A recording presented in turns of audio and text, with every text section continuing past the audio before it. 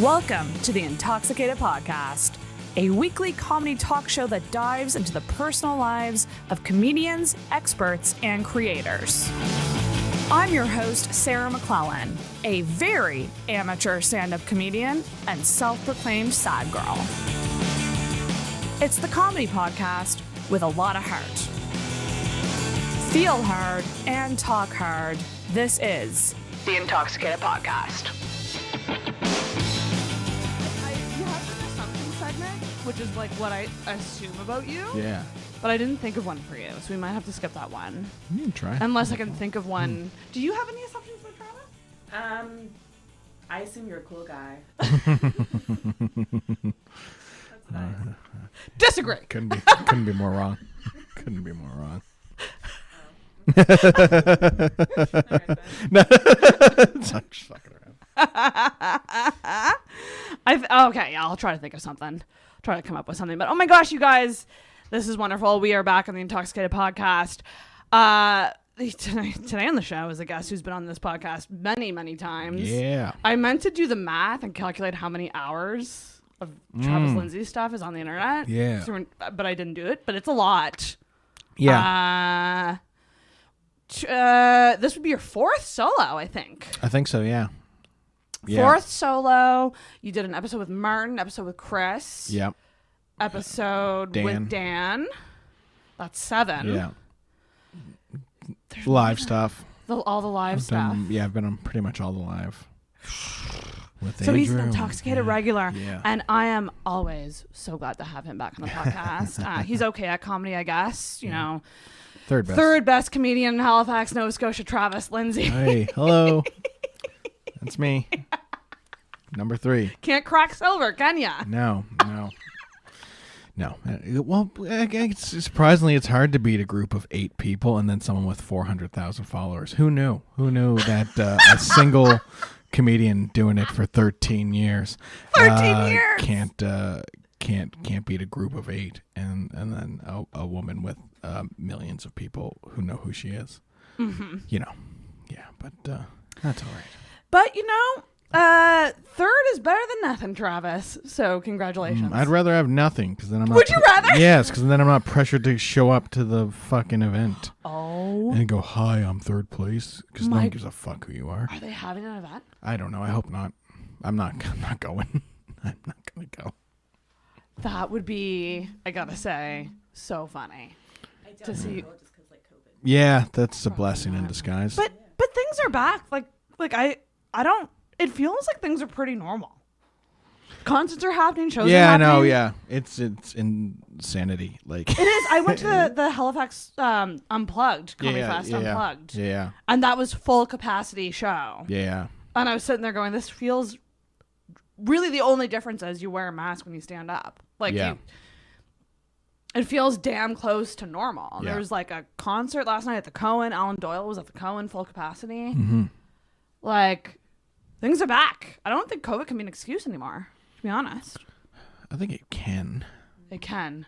I think with, like, if it gets bad enough. Yeah, it all depends on how bad it is. You know, it's just got to be more regulated. Yeah. Yeah. But, Travis, holy shit. You've had a year. This is like your year, I feel like. Is it? Maybe that's my assumption, is that I feel like it's your year and maybe it's not as good as it seems. No, of course it is. But lots yeah, a lot of good stuff has happened. Today excluded. You know, and it doesn't matter that I've had 300 amazing days. You know, my brain goes, this one sucks. Today is the stumble on a punchline. Yeah, everything seems like 2 years ago. You know, looking back now, like even all the good stuff. And no, it's not because of the fucking coast. That doesn't mean anything. There's a lot going on with you. You've gone from sort of being someone who purely did stand up. You're now in a writing role. Yeah. Which is different. Mm-hmm. Are you enjoying actually writing for other people?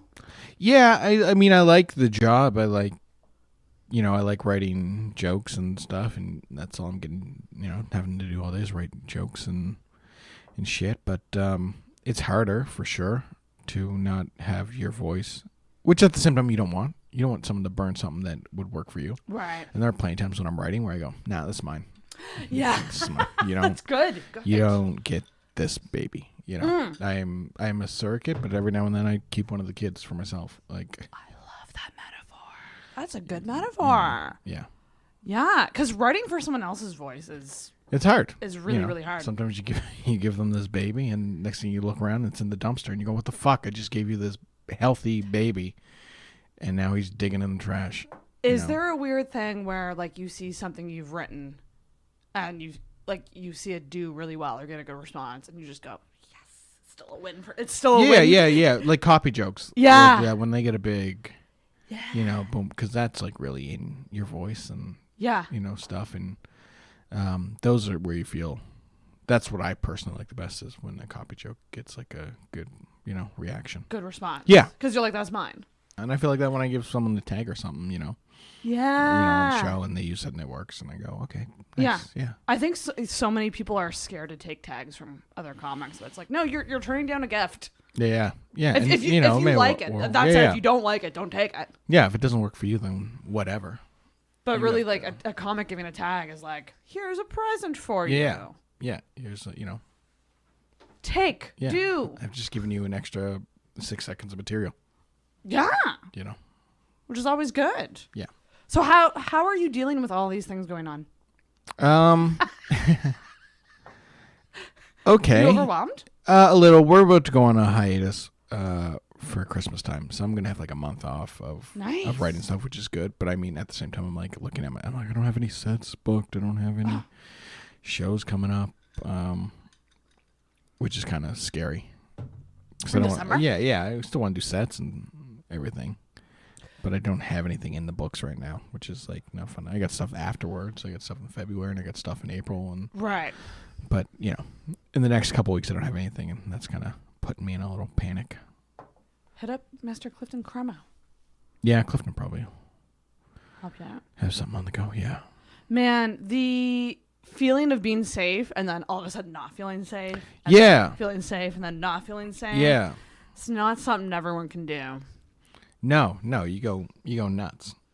You have so much stuff, you're in it, and then as soon as you kind of get to the end of the pile, you go, fuck. Gotta scramble. Yeah. And there's no reason for me to scramble. There's no need for me. I could take a month off.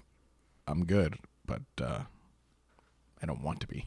A month is a long time. Yeah, it's a lot for me. That is my relaxation, is being on stage, and which is so funny. And which is so hilarious to us because we are so anxious about going on stage that it doesn't feel like relaxing at all. No, get me. Let me take a break from the world for 48 minutes. Just do all of the open mics every week.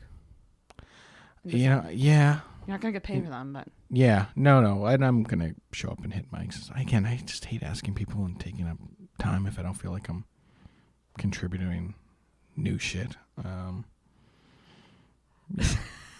It makes me think of Sarah. Yesterday, the moment that you asked. So she asked Dave for her spot. Yeah. Oh yeah. I just found this funny because it's just interesting how comics think, and we're all very humble people who just don't. We never think we're deserving of anything. Yeah.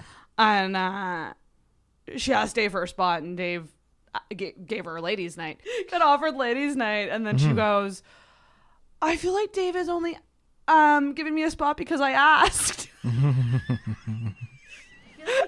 isn't that the point? I asked him for a spot. That wasn't ladies' night though. Like I just asked him for a regular spot, and he's like, "Oh, ladies' night," and I was like, "Oh."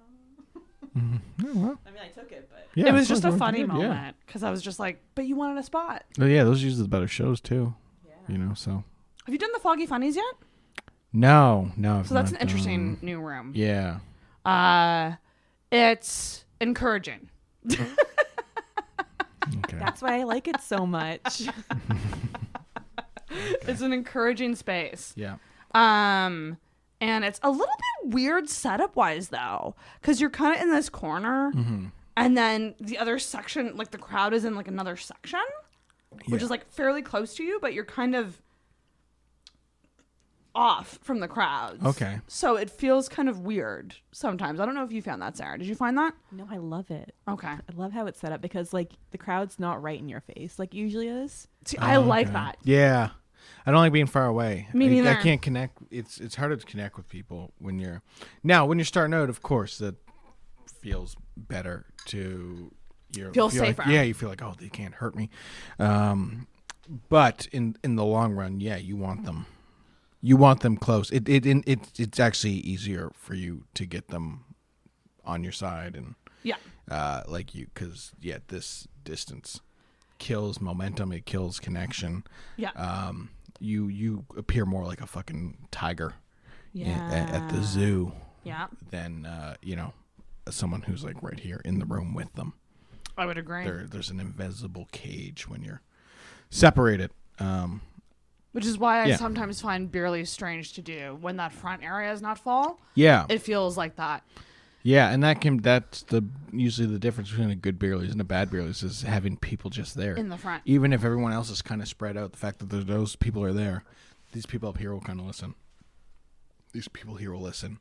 Because, if they look down, they don't see anyone there. They go, well, no one's paying attention to the show.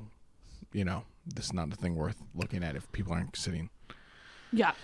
And I'm very against restaurants doing comedy. I guess it depends on the restaurant. Like, L's was a good time. L's was a good setup on Barrington. Matt Baker's taking over L's now. Oh, yeah? Well, that's good. That's great. Hit Matt Baker up. Yeah. Yeah. You could probably hook you up with something. Yeah. L's I've only been to once, I think. Mm-hmm.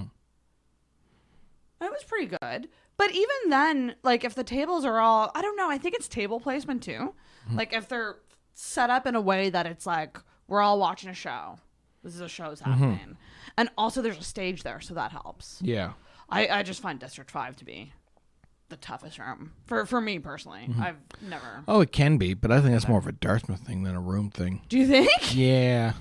Yeah. Dartmouth that's interesting. Dartmouth is not good at paying attention.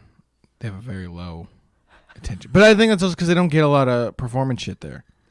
I don't know how much live music and stuff is going on there. I don't know about like any real big karaoke night. That this could just be pure ignorance, but it does seem like it's less of a performance place for sure. That's very true. Yeah.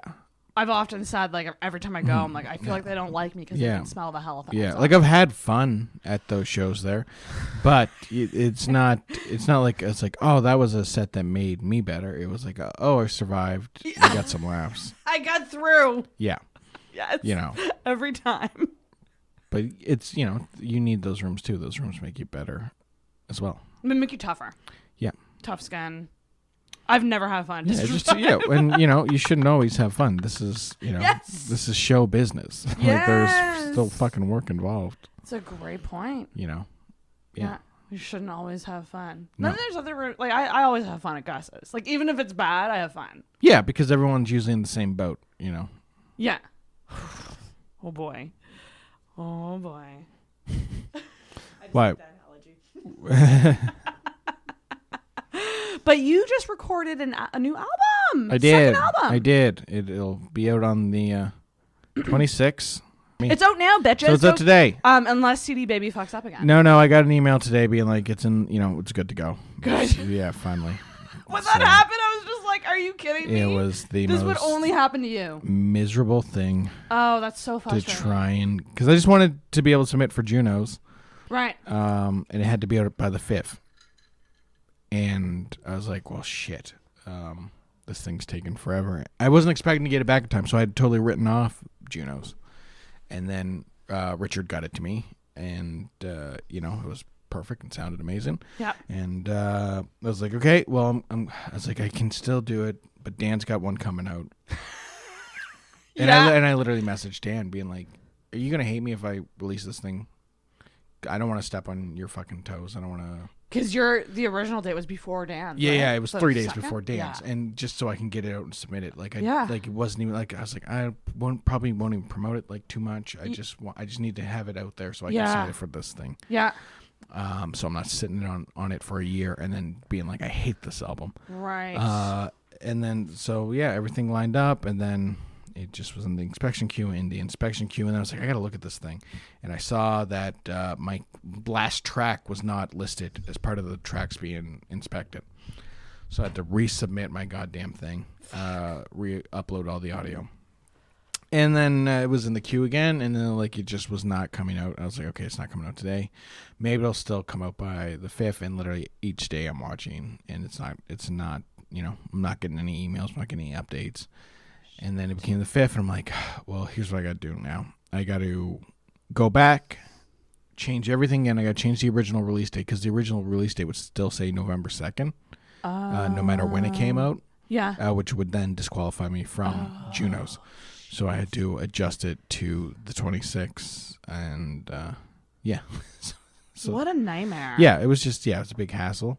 So if you're listening to this, throw some pity my way. Check out my album on iTunes. Get it there, please. Is that the? I never know where to. That's where the place to get it. That's where you can get iTunes. People. Okay. That's because you want that number one spot. Yes, because the charts. Same for podcasts. Yeah. Apple's still the big boss. Yeah, and it helps us look good. It really does support us. My last album came out 2 years ago now, almost. Holy shit. Recorded 3 years ago. That's insane. 3 years ago on the 18th. Wow. Yeah, and yeah, it's a great album. I hope. Absolutely, it is. Check it out. Yeah. Please check it out. Yeah. Please stream, download, stream. Yeah, please. I did the same thing. I don't know. Please check it out. My best friend died for this album. Oh my god, I meant to ask you about the name. So your first album, The Kid Is All Right. Yeah.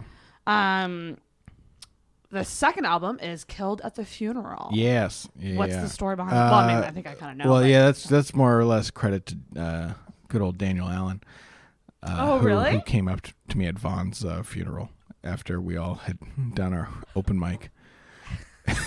At the comedy? Yeah. No. I mean, at the funeral when we all went up and did. Oh, right. Yeah.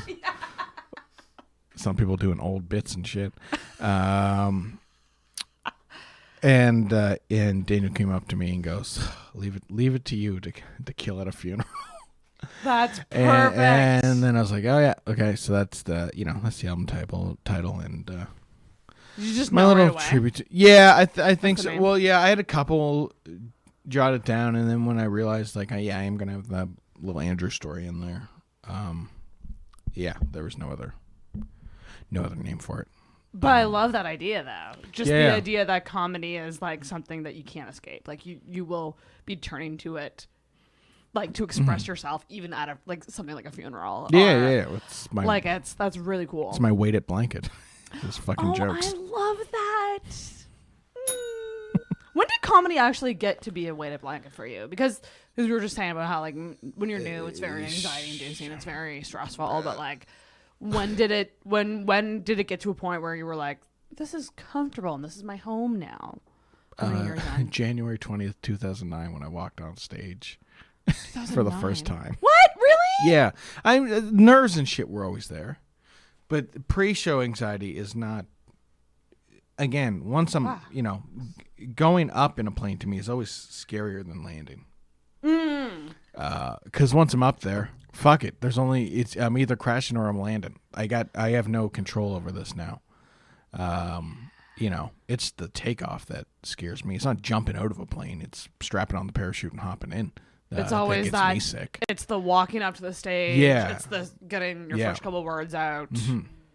Those first couple jokes are always really can be really rocky. The scariest moment of getting punched is the wind up. Once you get hit, there's nothing you can fucking do. Yeah. It's this going is this going to suck or I'm going to be okay? And, so far. And perhaps okay. no other thing will test you for that than bulleting. You think? I mean, bulleting. I mean, I guess you can see how the host is doing. Yeah. But when the host isn't really doing it, it's sure is scary.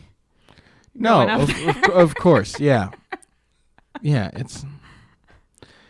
Yeah, I mean, bulleting's not fun for anyone. You really gotta hope the host did it all right for you to set up. But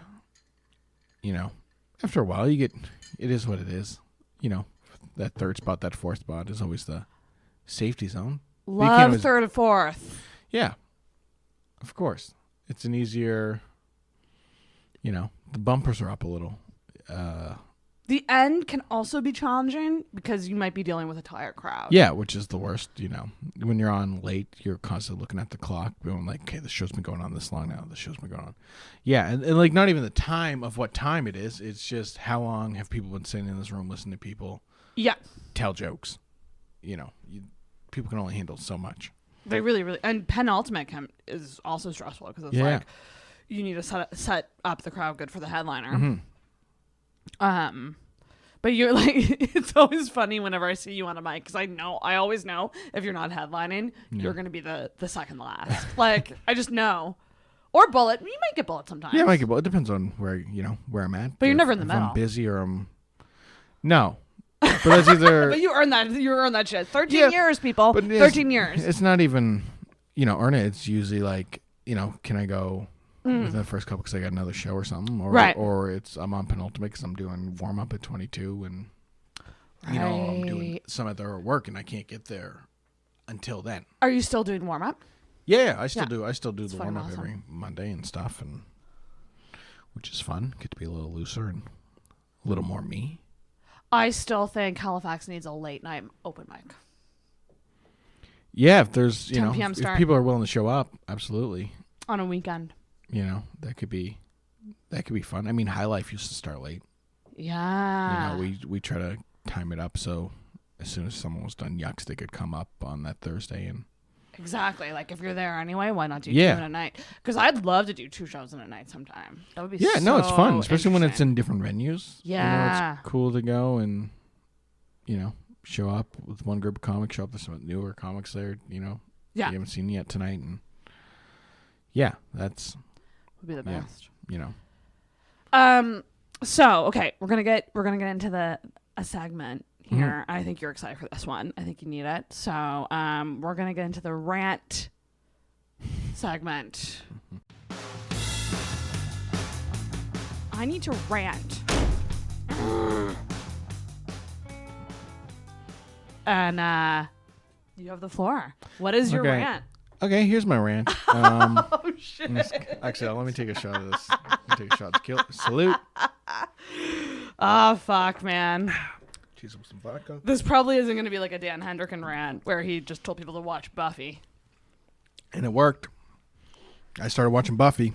This fucking idiot. Of course there's a carbon dating joke in the first episode. That's what sucked him in. My rant is the way comedy is viewed in Halifax. With the main thing.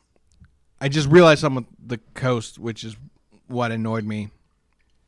This annoys me more than anything. Not that I was third or whatever. Then that shit matters.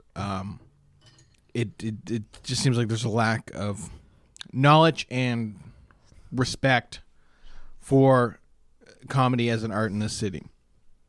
I look at the music category. Best country performer, best rock performer, best rap performer. Yeah. Comedy. Yeah, one category. One stand-up, improvisers, influencers. Can I do 2 rants? Yes, you I think this episode will just be one big rant. It might be one rant. This is all one segment, people. And that's I think that's an unfair thing. Yeah. To have when you break down music in so many different things, and you go, well, we can't put best rapper and or country music person in the same category and have best musician or best singer. So why can you do that for comedy when none of us do what any of the other people do? We're not in the same field. We do a similar genre of things. Mm-hmm. Improv doesn't always mean comedy. Mm-hmm. Sometimes we'll do serious improv scenes and drama scenes. That's right. When I was in improv, I come from improv, so I don't fucking even hate improv. Like some guy down here. Oh man, this is the thing about Travis's rant. He's ranting right now, but yeah, no one would have been ranting more than Vaughn. Yeah, so maybe I'm being channeled here a little. Yes, you are. So why you can't lump us all in the same thing? And that's no disrespect to Hello City. I love those guys. I've done shows with those guys. I'm friends with those guys. They're sweethearts. They don't do what I do. Yeah. And they can't do what I do. How many people in a group? There's 8 of them. 8. So you're doing a team project in school. Yeah. You're doing 1/8 of the work. Yeah. And you're doing 8 out of 8 things of the work. It's like it's just just not fair based on logistics. And again, there's nothing I have more respect for than well done improv, and that's what they do. It's hard to do. Yeah. To create shit on the spot like that. Doing improv made me a better comic. Yeah. But I'm not I'm not them, they're not me. We're not the same in that regard. So it's a logistical I think thing. it's so stupid to lump us in together. And if you go, well, there's not that many improv, well then break them down. Go best improviser. Yes. Who's the best in the troupe? Yeah. Who's which could maybe cause some shit, but at least yeah, that's their thing. Yeah. My thing is different here. There's an entire comedy scene of people putting on shows, busting their ass, creating thing here, and it doesn't get any love. There's queer space shows. There's shows for new people. There's shows for experienced people. And then every time I say people find out I do comedy in the city, they go, where do you do it at? Where do you? Nobody knows. And it's not that we're not advertising. We all do it, but we do it ourselves. We don't get every time there's a new art thing here. Some guy farted, and then the Coast posts that if a guy says it's some kind of passion piece. And then you get fucking guys working their asses off for years and don't get any respect, don't get any love. To a degree, I think I've outgrown being here. And it's and I'm getting to the point where I'm like, I gotta maybe move on. Now that could be a couple years from now. Still, this is transit. But again, also, I don't take the award seriously. I take comedy seriously. The title. What it is. It means a lot to me. Yes. Yeah. It means a lot to me. When I say it's been my weighted blanket, I mean before I was doing comedy. I mean fucking 4 years old. Yeah. Making people laugh, de-escalating shitty situations. Comedy. Yeah. Not to get too depressing and too deep, but in the right spot, when home life was shit and it sounded like fucking WrestleMania. In outside my bedroom door, I'm making my brother laugh, so he's not focusing on that shit. Comedy has been my thing since day one, and it's what I want my career to be. It's what I want my life to be. And when I don't see people taking it as seriously but still trying to do these things, of course it bugs me, because at the end of the day, I'm trying to get not out of here, because I'll always come back, but I want to be able to advance. I want to be able to work in the States. And to do that, you got to have a lot of things to go, oh, he is a comic. Correct. He is talented. He does this. So, even though it's a stupid fucking paper, having my name be number one gets me one step closer to getting a visa so I can, continue on with this career and provide for my friends, provide for my family, and give back to them. And when I see someone going, well, I can't believe you guys didn't think I'm that funny, then I go, if you don't consider yourself a comedian, then go, hey, don't do this thing. I saw, especially when you see people talk about all the other awards they won, and then they don't barely mention comedian. That annoys me. That's a cool thing to get. Why isn't it seen as something more respectful or more? I don't know. Yeah, it's a strange. There seems to be this certain view of it, which it's not. People don't take it as seriously, which is weird to say because it's not. Because comedy, and it is jokes and shit, but it's at the end of the day, it's still an art. It's still an art. Yeah, I mean, Luba was talking about this yesterday too, that she firmly believes it's an art. It 100% is. It 100% is. It's unconventional. It's storytelling. Yeah. You're hearing people's, point of views. You're hearing people's, perspectives on life. Yeah, at the end of the day, it's got to be funny. But it's no different than, using music to express yourself or using poetry to express yourself. And all these other things go like, oh, we need these, champion these. Comedy's not even recognized by the fucking government as an art form. And I get, there's people up there just talking about their dicks and shit. But also the benefits of people laughing is a very good thing. It makes it's huge. It helps with pain. Laughing is literally pain. something that helps with fucking physical pain. Yes, my mom said it the other day. She has chronic pain, and she goes to like a support group for chronic pain, and she's like, I think it would be awesome to have a comedy show here to make. And I was like, that's like fucking great idea, and I don't know why someone hasn't done it yet. Yeah. Because it would legitimately help people. Yeah. Yeah, it is. And we're not up there lip syncing. We're not up there using other people's sounds to be funny. Yeah. I'm using my shit. It's my life experience. And your words. I'm not taking fucking forgotten vines from 6 years ago and turning them to, oh, look at this new relatable content. And you know what? There should be, say what we will about influencers. There should be an influencer category, and that stuff should be over there. Yeah. Because that's certainly work on its own, but it's not the same work as this. No, a funny influencer is not a comedian. A funny influencer, because if you want to be an influencer, be an influencer. Which, oh, God, I hate that word. Be an inspirer. How about that? How about you be an inspirer? Stop trying to influence people. Oh, you're influencing people to buy shit. That's all you are. You're a fucking free commercial for people. People don't want to pay for ads anymore. People don't want to shoot commercials anymore. So they get someone who has a bunch of eyes on them to sell their shit. Yeah. Now I get, you want to say, I'm promoting healthy this, I'm promoting, self-esteem. At the end of the day, you're a clever fucking commercial. That's what you are. You are a product placement with a lot of eyes. But because there's not an ad playing before your shit, and the ad is actually what you're presenting, people get caught off guard. Be a fucking inspirer. Inspire people to do good shit. Inspire people thought to leader. Be better. Be a thought leader. Sure, that's a silly word, but yeah, we'll go with that. Why not?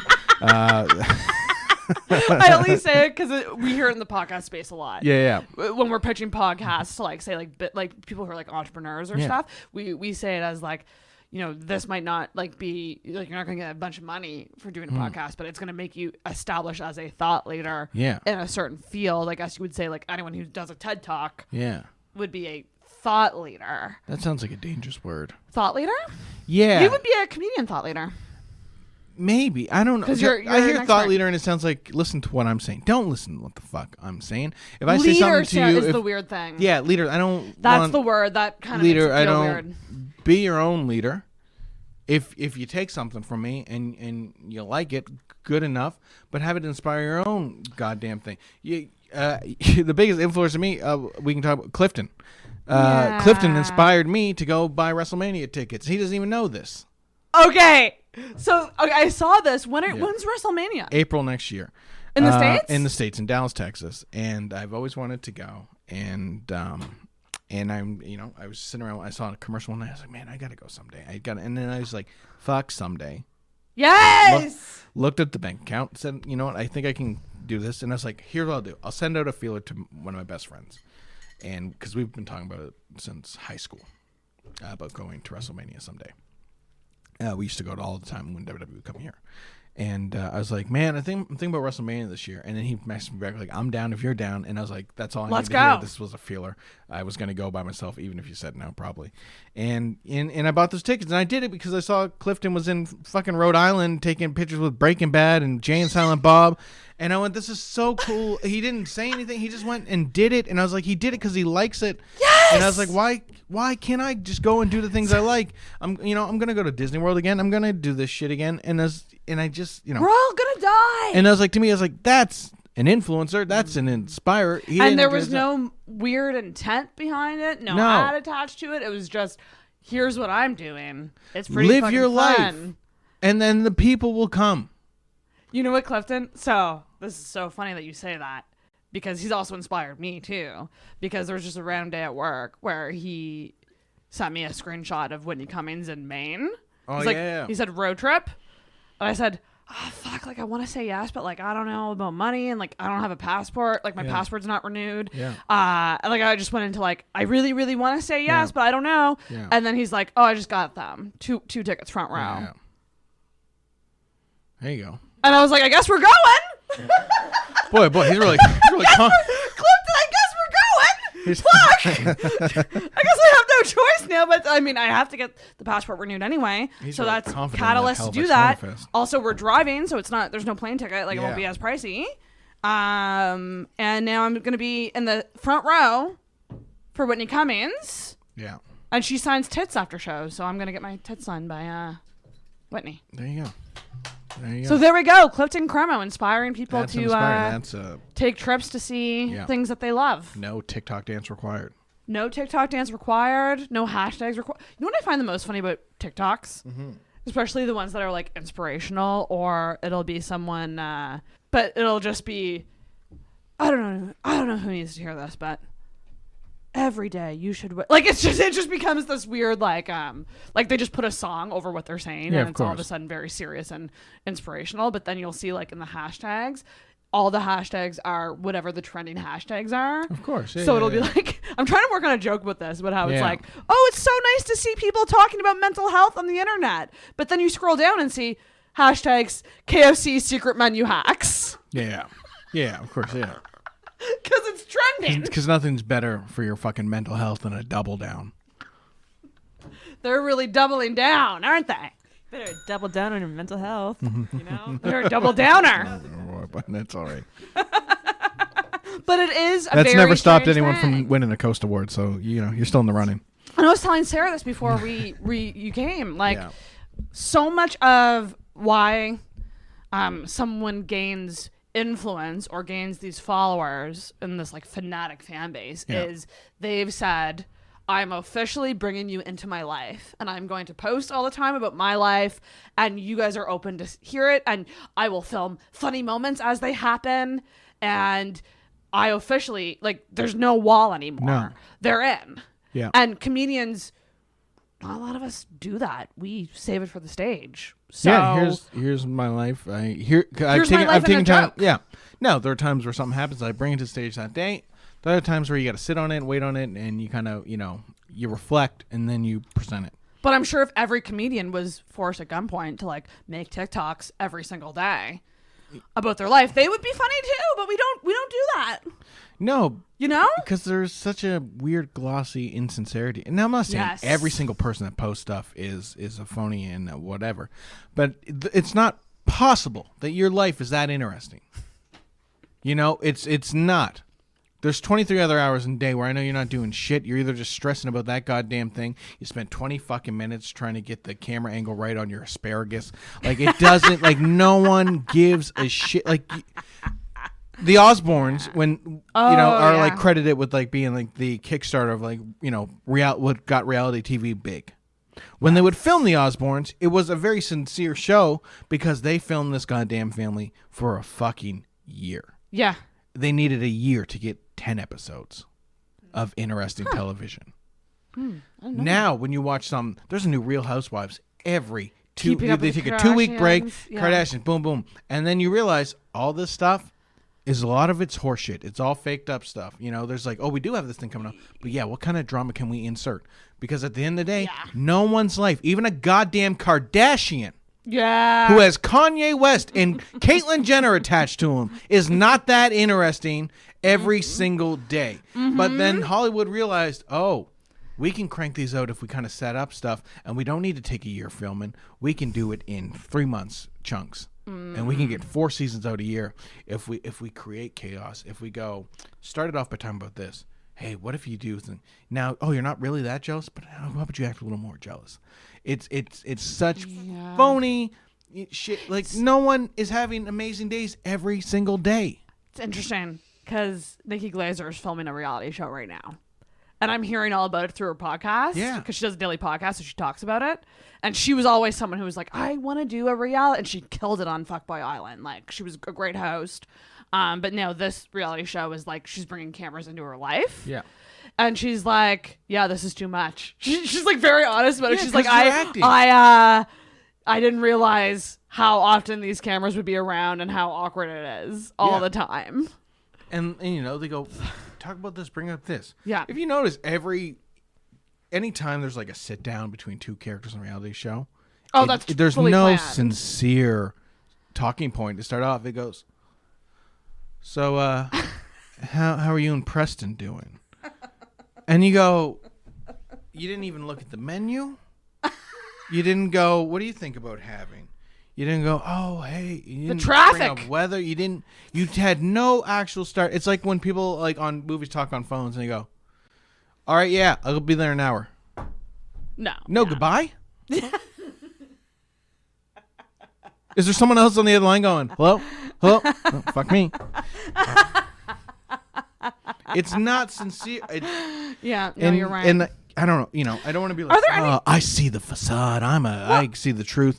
But it's again, I like doing stuff, and hopefully I like doing it well.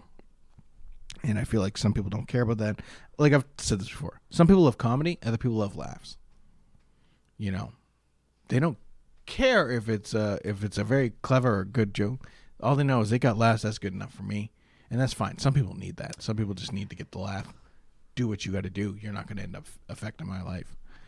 But don't preach to me about comedy and art and putting in that kind of work for stuff. Mm-hmm. Because, just like any musician, just like any poet, we bring heartbreak and shit to the stage. We just want to laugh at the end of it. Mm-hmm. Oh, yeah, do we do? Yeah, and I just feel, I don't know. I'm in a very weird space it's of very, just feeling like very disrespected in comedy. I don't blame you, and given the fact that you've been in doing this for 13 years, which even to me, I'm like, feels like it's longer based on how talented you are. Like, it's tough to not feel resentful about stuff like that. Yeah, I would question someone's humanity if they didn't. Yeah, and yeah, and I know, I really, it's not resentful. I just disrespectful. I feel like I'm on an island alone sometimes. Yeah. And I do feel like obviously there are people out there that agree with me. But yeah, sometimes you feel like, am I the crazy one in the world that I see everything, this and this seems to be the big thing, whatever. And because I don't want to be one of the guys who I just hate shit because it's popular. No, I hate things that aren't authentic. I don't like fake sincerity because it's hard for me to be open with my emotions and sincere off stage. Not that I'm not, it's that there's literally something in my brain where I go to speak and I go, I can't, it just won't come out because I feel off stage, I feel way more vulnerable than anytime I'm on stage.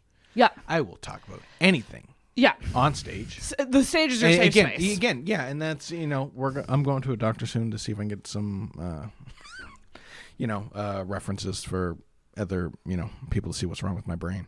Can we dive into that? Yeah, we can jump into that. Actually, we can jump into that because I know you got the ADHD thing going on, and I would love to talk about this. I'm very much possibly in the same boat. So, would this tie into the what's wrong with you? Do you think? Yeah. Okay, well, let's fucking do it right now. Yeah, let's cool, fucking dive in. Hey, what's wrong with you? What's wrong with you? You like that? Like that transitions, classic podcaster transition. Yeah. No, I mean, I always known that I'm not able to express myself in a off of stage life and out of comedy world. It's very hard for me to express my feelings. Not my feelings of I have no. I used to have a lot of trouble saying like I love you to people and stuff. Right. I really do have to mean it to say it. But like just, saying how I'm feeling or, if there's something being wrong, open. It's hard for me to be open and be vulnerable because I always question the mood I'm in. I go, is this really how you feel?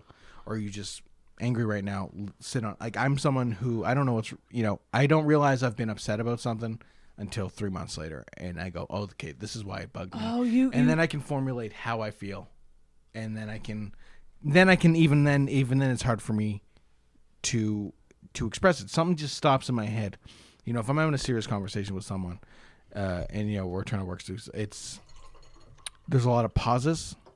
There's a lot of me being silent for minutes at a time. Yes. Trying to get the exact words of how I can see them all in my head, but to get them from here to here, there's a block.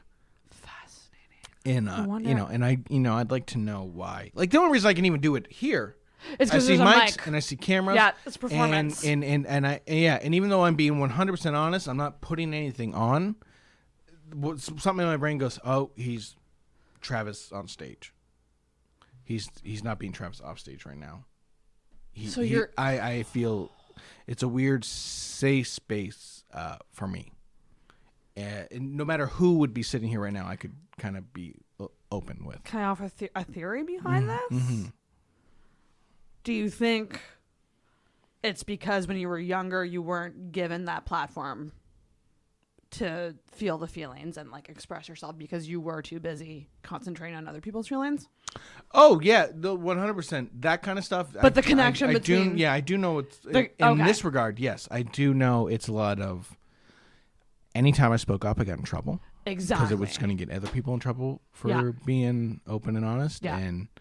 And so after a while, I felt like everything I said would get either me or someone else in trouble, and I just got tired of it. So I'd shut down. My feelings caused people pain or whatever, and I was like, okay, well, I don't want to.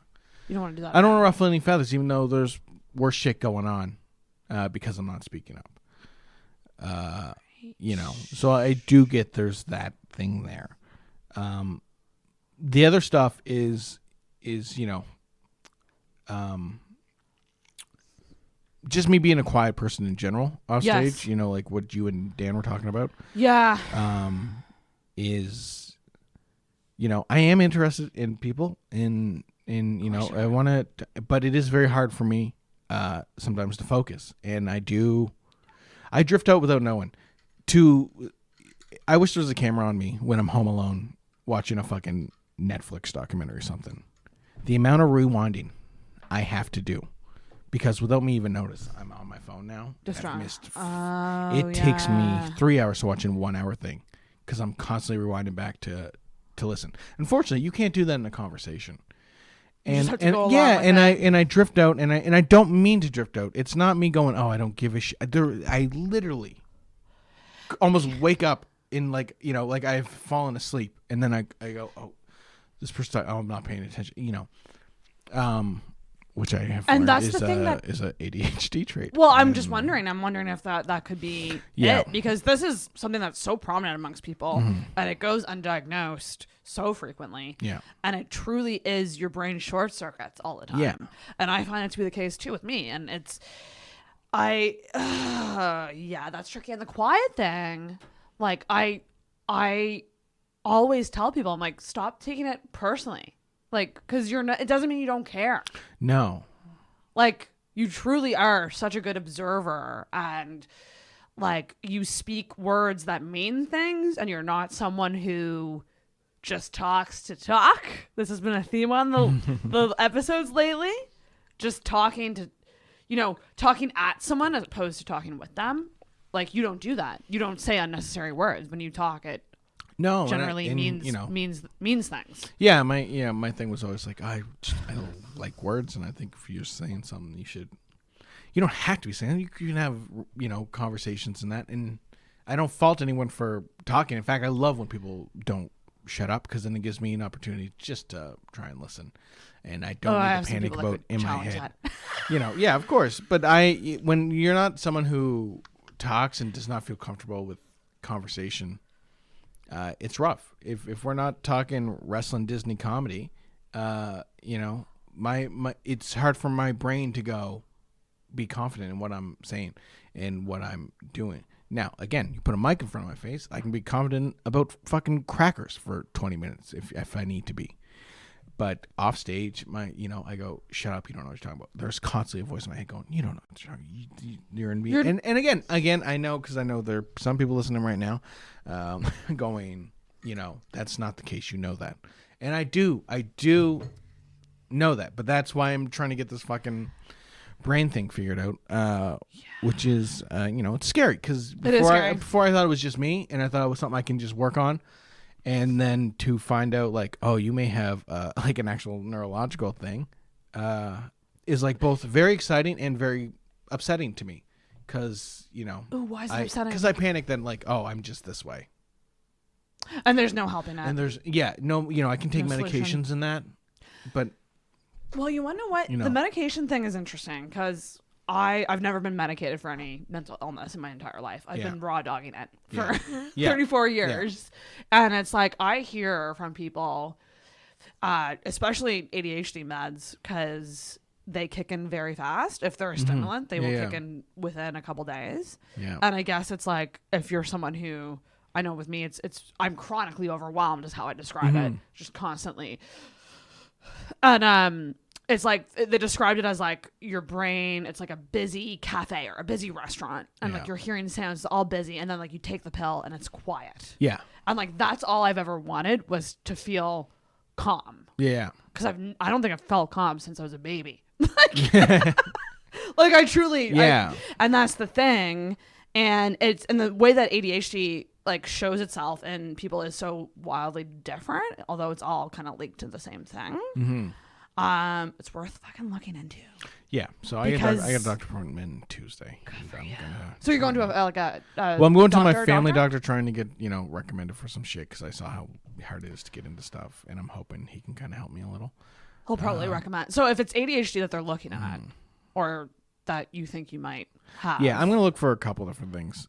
Yeah, I think I'm just gonna throw it all at me. Kitchen sink. See what's throw the kitchen sink at you. See what's going on because I think there could possibly be some like spectrum stuff too. The more I look into stuff, and so But you know what? Good on you for making that step because that's not an easy step to do, and it's also a step that like these disorders hold us back from doing because we suck at that. Yeah.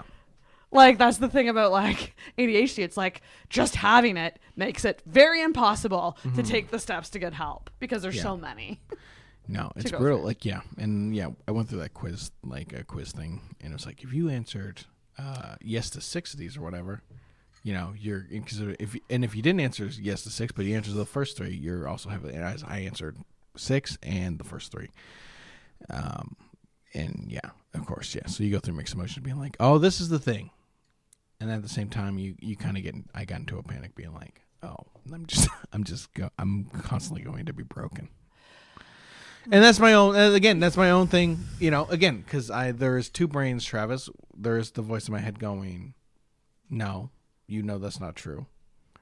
And then, there's also the fucking, little kid in me that's going, this is, you're fucked, bud. And I know that is the lie. I know I'm not. Like, again, it's one of those things where very down the middle person. Yeah, it's almost like expectation setting because I feel like I know I've been waiting to like get medicated for so long that I'm like I'm hoping that as soon as I take that pill everything will be fixed, but like I'm also just like I have to be realistic and that it might take trying a few different things or like doing meds and also doing therapy. I don't know. Yeah. Like maybe that's something they would recommend to you is like not just do one thing. Yeah. Like try something for the chemical side and then something for the more emotional like side of things. Like it's gonna be a journey. But the fact is that like you're a journey. We're both on a mental health journey. There we go. Here's my ticket to being an influencer. Come with me as I figure all this shit out. Be a mental health influencer. Yeah. Sponsored by Lush. Get a bath bomb for your truth bombs. That should be a bath bomb, like a scent. Like I think if I ever had merch, I'd get a toaster bath bomb. They exist. Do they exist? Does Lush do them? I saw them on TikTok. I'll check. I did see on TikTok a toaster bath bomb, and it was genius. It was like a blue, like light blue color. I thought about this years ago, and I googled it. I couldn't find anything. And I was like, "This is what I got to get into. This would be the perfect gift for a friend who's not around."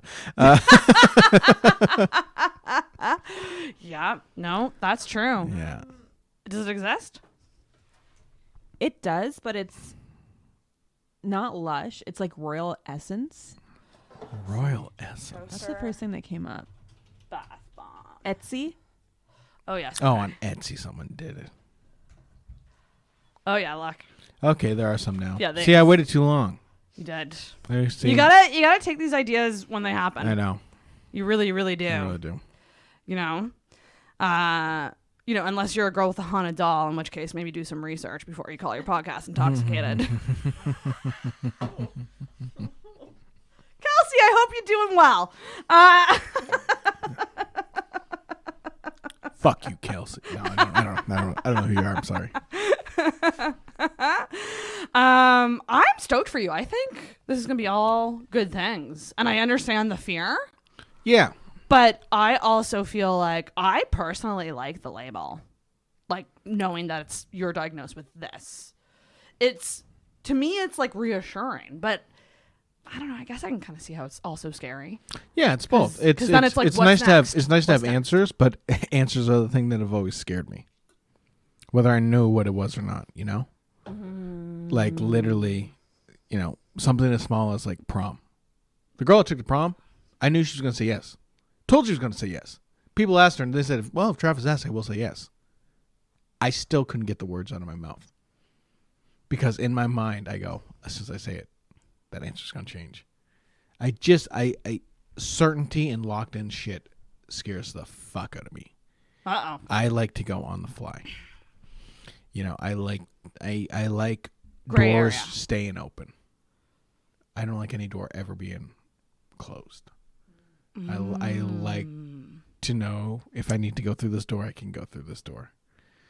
And it's something, you know, to this day, it's still very Well, hard that for me could to- also, because you're a comedian, you've been working for yourself for so long and paving your own way for so long. So you're used to hopping around and doing things on your own terms. So that kind of makes sense that you wouldn't want to be locked into anything. Yeah.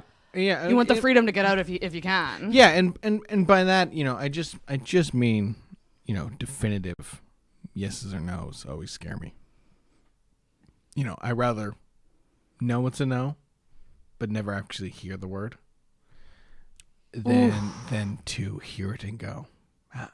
I'm constantly fucking Jim Carrey and Dumb and Dumber. I always want. So you're saying there's a chance? Hope. Yeah, you know, yeah. It's a much more pessimistic hope. You know, knowing something, but never actually hearing that word leaves a fake sense of that door being open. So even if a door is closed, I sit there rather ignoring it and pretending, yeah, it's still open if I need to. And I rather live through never trying to open that door than to try to turn the lock and have nothing happen. Ooh, boy. Well, I mean, I think that's the better way to live. It's not. You don't think? No. You got to know stuff, and it makes you a better person. Makes you, you know, reevaluate things. It makes you look at stuff in perspectives. It makes you not linger and hold on to things that aren't worth holding on to in the long run. You know. I guess that's kind of like, is closure good or bad? Yeah. And that's something I debate a lot. Knowing exactly what happened, or like in a situation, I like that idea of like having just like a neat little bow tied on something. Yeah.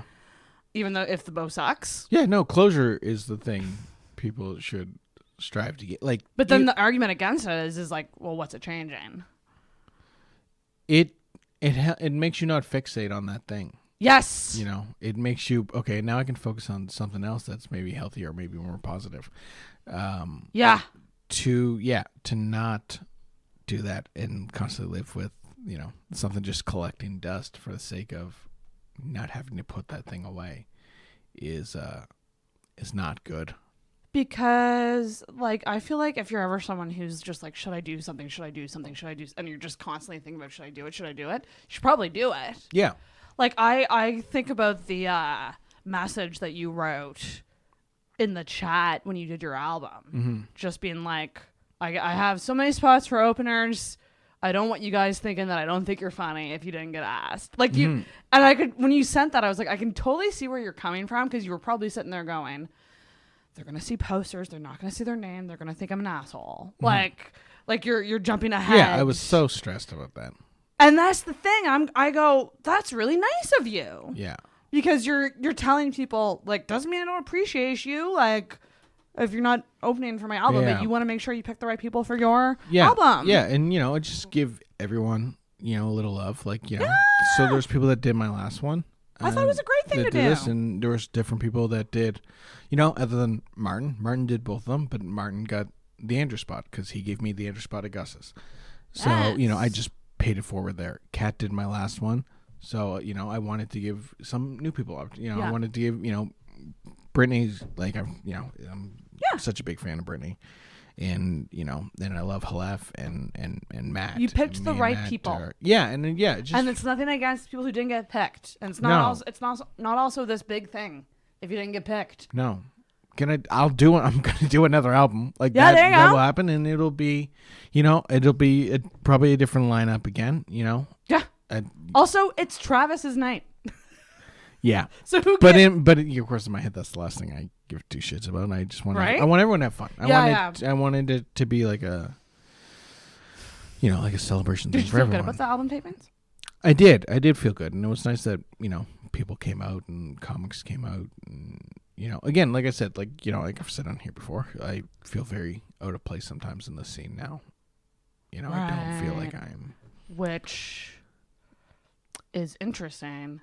Because you would think someone who's so highly admired and liked wouldn't feel that way. But you do. Yeah, well, yeah. Again, it's just... It's almost like being liked doesn't matter. No, yeah, and it doesn't. It's our own fucking stupid brains that make us feel like we don't belong in things. Yeah, and I know it's not like a dislike thing, and I was saying this to some other comics during the fest and they talked about me being here. It's... I just know that, I've been doing this a little longer. So, of course, I'm not going to be as much in the newer comic. Again, I've always said, it's different classes. Yes. And that's the thing. Yeah. My class, thankfully, Dan is coming back. Yeah. And also, really at the same time, I know it's not going to be the same. Dan's got a partner. I got a partner. We're pushing 30. We're not the same fucking drunk single dudes we were. Oh, this is a movie pitch. It's nice. There is some kind of comfort level there. Oh, I yeah, have for someone sure. who gets comedy. Yeah. I put you guys in the same class. When we are. Is that fair? Okay. No, cool. we 100% are because, even though I had started before, when I came back, in my own head, it was me starting over. Right. In my own head, I was ready to quit until Vaughn, pulled me back. Again, like Dan said, we didn't like each other at So first. funny to me. I didn't know who this fucking tall piece of shit was, giant. Coming in, trying to hold court and stuff. And, again, there's nothing, more jarring to any comic than seeing some guy come in with confidence and you've never seen him before. Because you immediately go, who the fuck is this guy that he's, Josh and Vaughn and shit like that, not realizing, you've been gone 2 years. They are buddies. But immediately in your head, you go, this guy's got a lot of confidence for nothing. Right. But I honestly can't even tell you the moment me and Dan became friends. It just happened. That's so funny to me. Like, I don't even know the moment I went from who the fuck is this guy to I'll fucking do anything with him. Aww. I know. But I gotta we say, were probably drunk it's, when it happened, but that is a thing. If you really think about like feeling a sense of community in comedy, you probably really had that really strongly. Like when Vaughn was around, when Dan was here, and you had a lot of people in your class, and you were also a friend group, so it was like really tight knit. And then that kind of dismantled. And that kind of dismantled. Yeah. And then the scene got like a new surge of idiots like me in it. And that can feel lonely when you don't have people on your... And I don't... When I say the word levels, I feel icky saying that because I'm not saying that at a certain level's worse. Well, I guess technically it's worse than other levels. But I just mean like... I'm the third best comedian and the only stand-up comic. So I am the best. None of y'all niggas are on my level. It's true! But it doesn't mean I don't want to hang out. Exactly.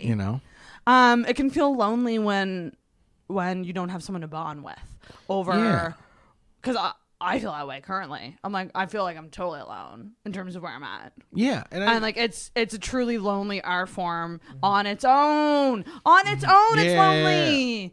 And then you actually don't have people you can bond with. Yeah. And I shouldn't say that totally. Like there's definitely people I can bond with, but I don't feel this strong, close-knit community vibe that I used to feel. No, yeah, and that's, that is my thing. And it's not like there's not people that were here when I started that aren't here now. Ian's here, Catherine's here, Steve's here. But when I came in, they were their class. Mm-hmm. I was their class. I look at them like I would look at teachers. Yes. So even though we've partaken in a bunch of debauchery together and hung out and drinking that, there is not, what I was going through, Vaughn was going through at the same time. Dan was going through at the same time. They had already kind of gone through that. These guys now, I got experiences that they've not gone through yet. Right. They got things that have happened so far since I've been there. It's hard for me to relate. And I'm younger than most of them. Exactly, and that's but the I other still layer feel like on the this. old guy at the party. Yeah. And I feel like some of them look at me like a lot of them tell me, I think you are older than you are. And I like that and I dislike it at the same time because I still want to hang out. I still want to go to, You still want to go to parties. I still want to be invited to things and, and certain comics have invited me to certain things. And, there's other times where Ding the bell for that. And other times I've opened up my phone and there's like something going on that I didn't even hear about. And I go, and I feel like, oh, now again, some of them may go, oh, Travis doesn't want to come to this shit. They might feel intimidated. Not everyone wants to go to a dance. Everyone wants to be asked. Truth. Ain't that the truth? And people want to feel included and like they're part of something. Yeah. Having a sense of community, even if they fucking bug the shit out of you. Yeah. Is a nice feeling to have when you're doing this crazy thing that takes a lot out of you and is just an insane thing to do. Yeah. It's an insane thing to do. What we do. It's fun. It's fun, yeah. We all But it is nuts. obviously I enjoy do it. know that it's weird that I find that's my comfort is being on stage in front of I think strangers. that's a sign that you're a natural killer born performer. Like it wouldn't have gone any other way. Yeah. It wouldn't have gone any other way. Again, like I don't look at it like a performer thing. I look at it as this is 40 minutes I feel normal in the world. This is 40 minutes I feel like, oh, I belong. Right. This is 40 minutes where I'm not questioning why I'm here doing that thing. Natural performer and all that shit. Yeah, I want to be successful at this. I want to get jobs at this. I want to be able to do cool stuff and buy stupid sneakers and fill my life with distractions for death. Yeah. But at the end of the day, it's my safety blanket, and you just have to do it. It's just my thing. It grounds me. Yeah. It helps me keep going. I think, what you need. I don't think you should be doing this unless you absolutely have to be doing this. Ooh, what do you mean by that? I just mean this is such a wild ride in a crazy thing to do. And again, of course, there's obviously some ego involved to be like, people need to hear what I have to say. Listen to me. But yeah, unless you need that, I don't think you should be putting yourself through the potential. Some people like to do it for fun, and that's fine and dandy. And if you want to just bring out your friends, again, if you want those laughs and the comedy, then go for it. But I mean, to attempt this for a career, unless you need to do it, there's no point in doing it. And I need to do it. Yes, you do. Yeah. Whether I want to or not. There are plenty of times I wake up and I go, I don't want to do this fucking show tonight. There are times 10 minutes before I'm on stage, I'm texting Lauren being like, this sucks. I don't feel good about this. And, she'll give me some words of encouragement and it helps a little. But then as soon as I stand on stage, I go, you probably walk on that stage and go, yeah. Like how she closes her laptop. Yeah. That is my that is my friends. That is my moment of okay, I'm doing.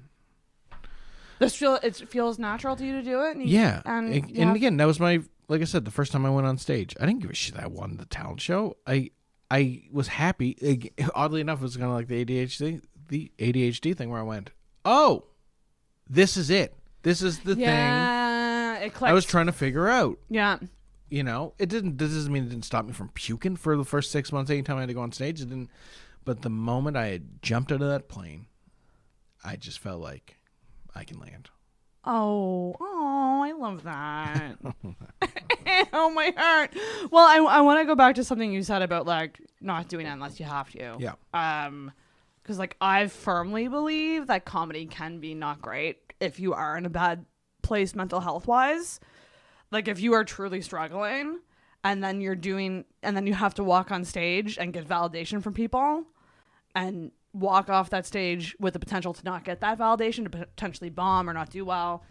I feel like it's not a great thing to do if you aren't. I do see how it can help people and it's cathartic for some people, but I'm all for take a break if you need to take a break and focus on your health, focus on yourself, because it is so crushing when it's not fun. When it's not fun, it's really not fun. Yeah.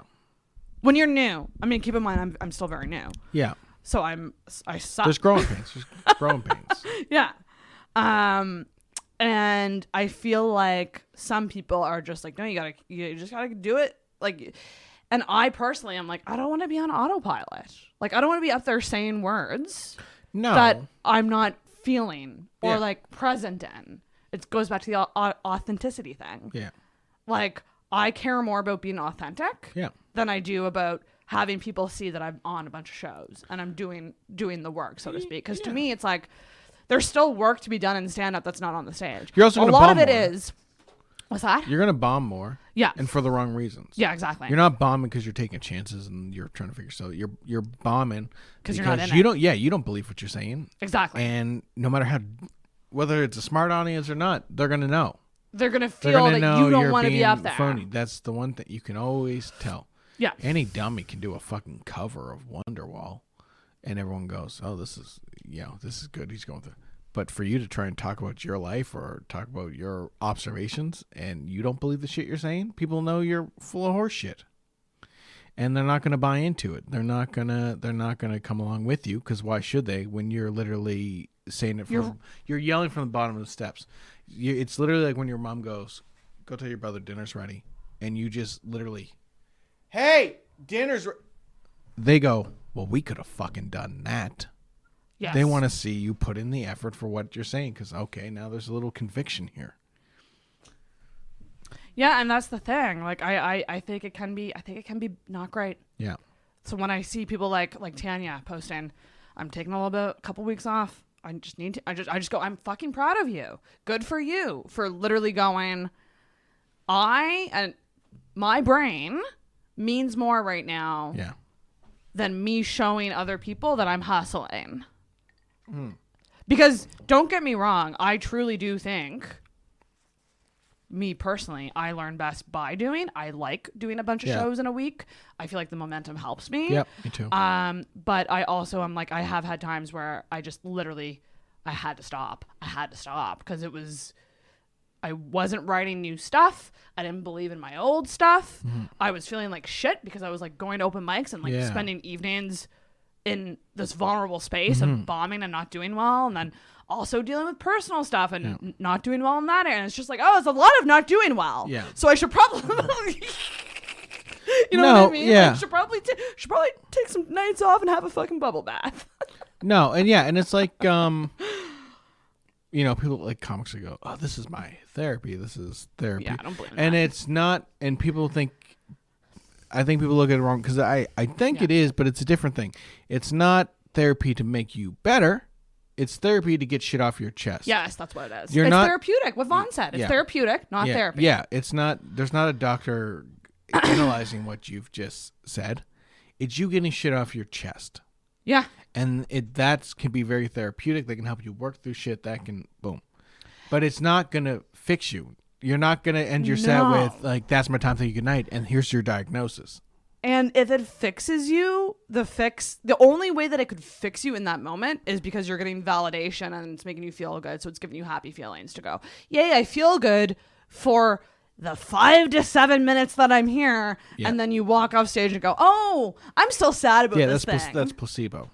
Exactly, right? Yeah. Like I still to this day, like I'm going to make merch with Vaughn's quote on it. Like, this is not your diary. Yeah. jokes should not be you. Like anytime I've done a joke that I'm like, oh, it's clearly too sad. It's not funny. Yeah. It's too sad. I go, oh, I just haven't dealt with that feeling yet. Yeah. I need to like actually like 'Cause then you figure can, out yeah. the angle, the funny angle, Yeah. before the real angle. Because when you're saying something, and you're getting it off your chest, something real. Yeah. The hope is other people go, I feel that too. Yeah. So that you bring them in with the relatability. Yeah. So you go, oh, I'm not alone. I'm not alone. Yeah, I'm not alone. But then you got to make it funny. It still has to get a laugh. Where's the funny? It still has to get a laugh. Even if whatever it is, sincere. There can be a moment where people go, but at the end of it, Yeah. there's got to be the laugh. There's gonna be, or like a ooh, Yeah. like that kind of Yeah. thing. They say in like filmmaking, don't show a gun unless you intend to use it. So, as soon as you walk on stage, you've shown the gun. The gun is comedy. Yeah. The laugh is you using that gun. Yep. And, so you can have it as sappy and sad as you want. You can talk about fucking dead friends, addictions, mental health, whatever. You still got to fire that laugh off at the end. Yes. Otherwise you're just talking to the wrong people. And it can't always be saved by, I can't afford therapy, so I did stand up. Yeah. And that's, yeah. No. Probably getting real therapy Yeah. is going to make you a better comedian because you're going to be smarter.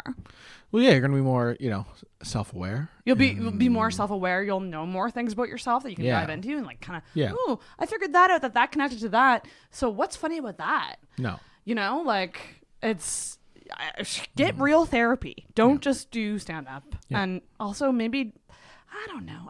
I feel like people's reasons for doing comedy are so different. Yeah. Like when they start, like some people really do start because they want to just rant. Oh, yeah. Some people want to be, some people just like talking. Other people like the sound of their own voice. Some people just want, To be seen. to be seen and Feel important. get important and have people laugh at them. Like they just want the laughs at them. They just want to hear those laughs. They don't want to be good at this thing. They want their own, they want to be self-fulfilled and all that shit. So for their own ego. And now everyone in comedy has to have an ego. There has to be something up there that makes you go, I want to have a mic and have people stare at me. I Yeah. don't care who you are. Like, I mean, It really does. there is still something in me that goes, I want people to pay attention to me and notice me. Yeah. But, I know that's because when I'm off stage, I feel like I'm constantly standing against a wall, waiting to jump in. I feel like a lot of comics are like that though. It's very rare. And they probably are. They probably are. It's rare that you'll see a comic that's well, I mean, I guess people said that about Norm Macdonald, that he's the exact same person on and off stage. That's what I heard about Norm. But yeah, Norm was very jokes. Like always on. Jokes. Yeah. Yeah. He was his own, But thing. there's still a version of Norm that we didn't see. The one that had Yes, cancer and didn't tell anyone. Yeah. But that's the Christ. most Norm. Yeah, I think that's the most Norm thing. I don't remember. Isn't that Man, don't know the insane? man. But yeah, I mean, he just pulled a Chadwick Boseman. Oh yeah, that too. Yeah, Oh, Chadwick. my God. Yeah. He's your guys' White Panther.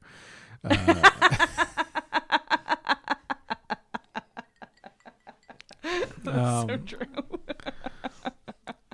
That was a big loss. Holy smokes. Yeah, actually Dan's the one that broke that one to me. How do you? St. John, New Brunswick. Me, Francois, and Ian sitting at a table, just sat down to eat, and Dan's on the phone. Chadwick Boseman died, and immediately you're like, OD, car crash, what? Cancer, what? That's so crazy. Yeah, it's one of those weird ones where you're like, okay, I'm always gonna know where I was when I got this news. Yeah.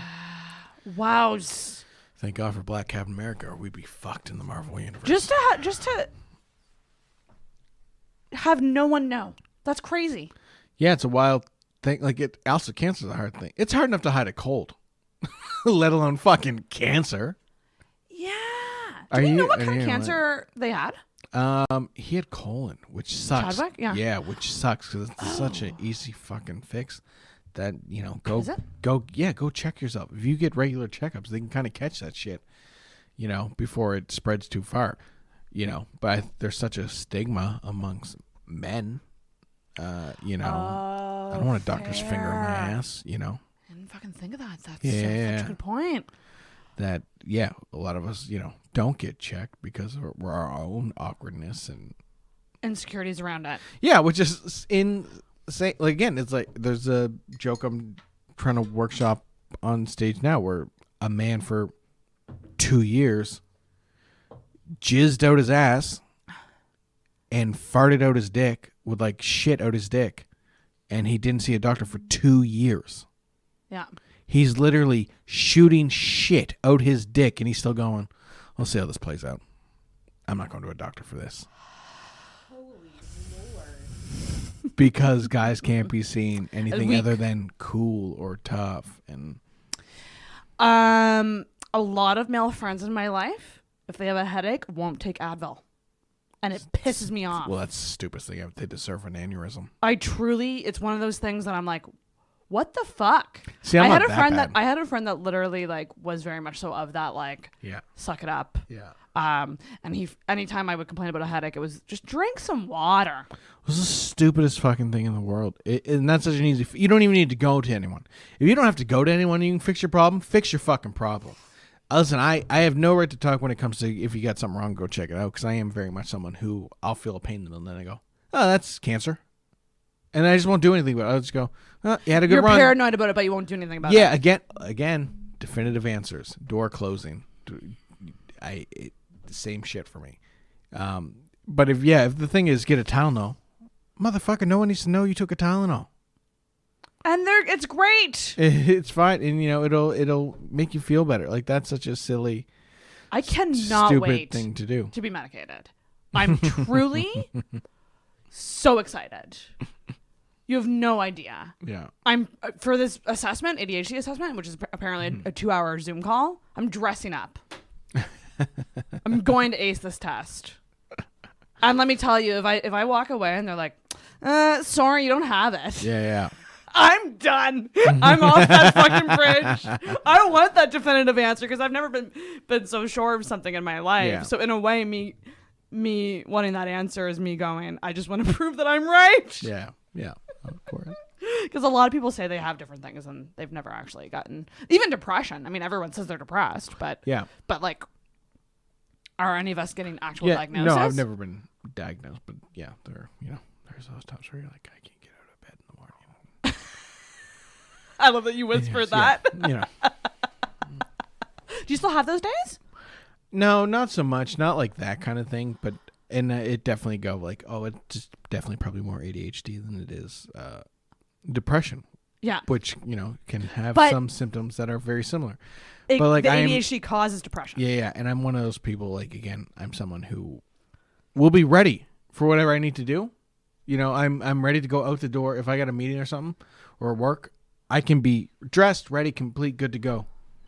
And the next thing I know, I've been sitting on my couch for fucking 20 minutes doing nothing. Barely even scrolling, just literally sitting on my phone, not even thinking. It's the paralysis. Yeah, and then I snap out and I go, what are you doing? You have 15. Okay, well, I'll go in this way. Yeah. And I've made myself late for no reason, and I don't understand why I've done it. And then it just puts me in more of a panic, and then, And then you're overwhelmed. And then you go, well, fuck it. Yeah. The house is on fire. It's too much. I'm not going to call the fire department. Look how much the house is burnt up. Let it all go. Also, a lot of times people talk about the ADHD tax, which is all the money you spend on convenience because you have fucked off so much. Yeah. So things like takeout because you can't meal prep. Yeah. Cabs because you don't plan. I could walk. Exactly. 10-minute walk, and it's like, well, no, I might as well spend $10 on an Uber. Exactly. But it's easier. Yeah. So you do the things that make your life easier. Yeah. Because people with ADHD truly have issues with planning. Yeah. And then you'll also see, like, you lose a lot of friends because you just suck at making plans. Yeah.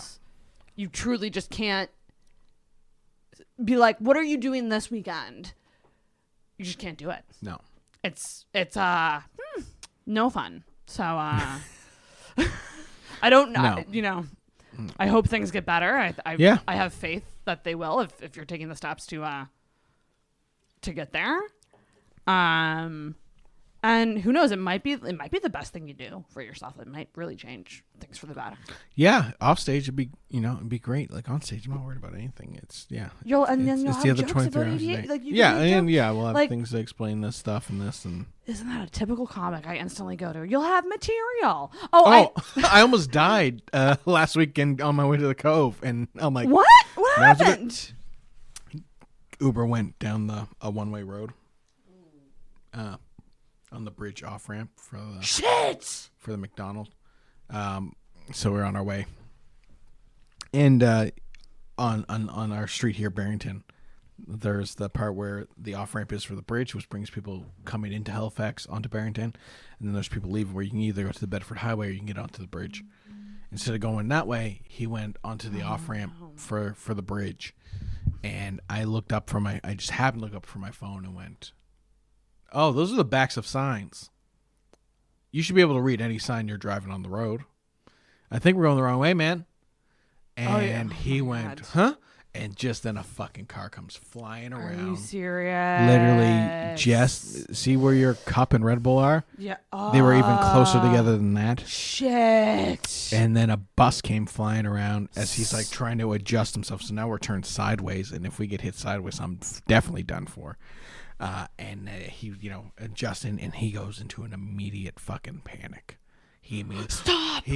Oh my God, I'm so sorry, sir. Oh God. He's like he's like almost throwing up. He's almost crying. Like he's, no. his entire life flashed before his fucking eyes. And he's, now, some people in my position would have lost their shit on him, would have freaked out. Hey, you're a driver. You should be able to fucking, here's the moment I realized, oh, I can't have kids. I'm going to cave. They're going to be able to do whatever the fuck they want, because I can't handle people being upset and crying and shit. And immediately, I'm now comforting a man who almost killed me. I'm literally going, hey, but no, hey, man, it's all right. It's all, hey, we're okay. No worries. I literally went, hey, look, hey, 5 stars. No, you're good. You're still good. You're fine, but a tip, I'm giving 15 fucking dollars here. No, it's all right, man. Fuck. Because I didn't want him to feel like shit. That's the ultimate people pleasing. Yeah. Wow, Travis. And then, of course, they killed me. I was like, well, at least I got a bit. You have something to talk about, right? Yeah. Did you talk about it Yeah. of course you did. Yeah. That's wild. Yeah. Isn't that insane how close we come to dying sometimes? Do you ever think that, do you ever go, someone's looking out for me up there? Do you believe that? With these close calls? Because I've had close calls too where I'm like, yeah, I should have died. I'm trying to think of dead people in my life. I don't know if they're that quick. They're definitely not the best drivers. No, they're not. Too busy eating Cheetos with a fork. Cheetos with a fork. Vaughn, what do you eat? Was it cheesies or Cheetos? Cheesies. He eats Oh, cheeses with a fork. the fluffy ones. He didn't like getting the cheese on his fingers. Yeah. Yeah. Which means you can get more cheeses in you faster, which means your heart can give out quicker. Yeah. That's right. That's Yeah. right. Yeah, but I frequently think about that. I'm like, it's crazy how more of us aren't dead. Yeah. No, we should be. Well, it's even crazy that any of us are alive. Yeah. Like, do you know how many That's even crazier. Do you know how many people had to fuck at specific times for you to be here? Madness. Like, you won the lottery. This is something I'm talking about on stage right now. Being mixed race, and one being black, and then also being Dutch on my white side. Dutch people invented the slave trade. So I am both a slaver and a slavey, and not only that, I'm a black person in Canada with Dutch relatives that came here after World War II. I don't exist without fucking Hitler and slavery. Wow. I don't exist without two of the worst fucking things on the planet. So if there's ever a chance to go back and fix these two things, I got to be the defender of it all for my own, because I'm not that selfless. Listen, those atrocities are absolutely horrible. I'm so sorry anyone went through that shit. But I'm a big fan of the MCU right now. I got to see how this shit plays out. I can't not live. Fuck, you man. know? That's wild. It's a weird fucking it's a weird thing to, I literally needed all this shit to happen for me to be here. Anyone to buy a lottery ticket to me is an asshole. You've already run. You're here. And now you're trying to win again. Fuck off. Do you buy lotto tickets ever? Not so much these days. I did for a little bit. I should now. I could spend $5 a week on a fucking lotto ticket. Yeah, why not, right? You can't win unless you play. You hear crazy things about people winning the lotto. Oh, they win and their life goes to shit. About like how having too much money. I find it insane the amount of celebrities that have had extreme amounts of money stolen from them. Dane Cook. Oh, yeah, his own brother. The Jewel story is batshit insane. I saw you post about it. I haven't heard the Jewel story. I saw a guy that worked with Jewel. And really? He did a live concert, and he was just playing Jewel songs, and he talked about how him and Jewel wrote these songs. What? It was here's one thing musicians can do that comedy can't. You can't set up a joke with the inspiration for the joke. This guy would be like, me and Jewel were just traveling the country. We were in middle America in the back of a truck, and we came up with this little one. And it's like, the fucking you were meant for me. Yeah. And you're like, oh, yeah, I couldn't be like, well, I guess I do. My best friend died last year. Here's this bit. Yeah, that's fair. She's had an insane life. I will say, I know a lot of people don't like Joe Rogan, but you gotta, that episode, it's mostly her talking. Yeah, you don't have to like check it out and listen. That, It's insane what she went through. She turned down. There was like this thing about like her songs, and like she turned down like a lot of money. Yeah. Like to keep her songs or whatever. Like, and then her mom stole $100 million. It was a lot of money. Yeah. Maybe that number's not right. It seems like a lot of money. Joe Rogan got that much for Spotify. I don't know if it's that much for.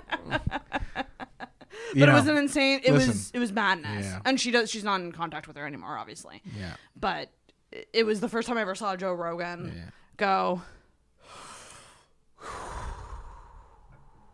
And he did 4 of those after she was done talking. It's a lot for a man with $100 million. That's a lot of money then. Yeah, for sure. Also, I used to think my grade 1 teacher was Jewel.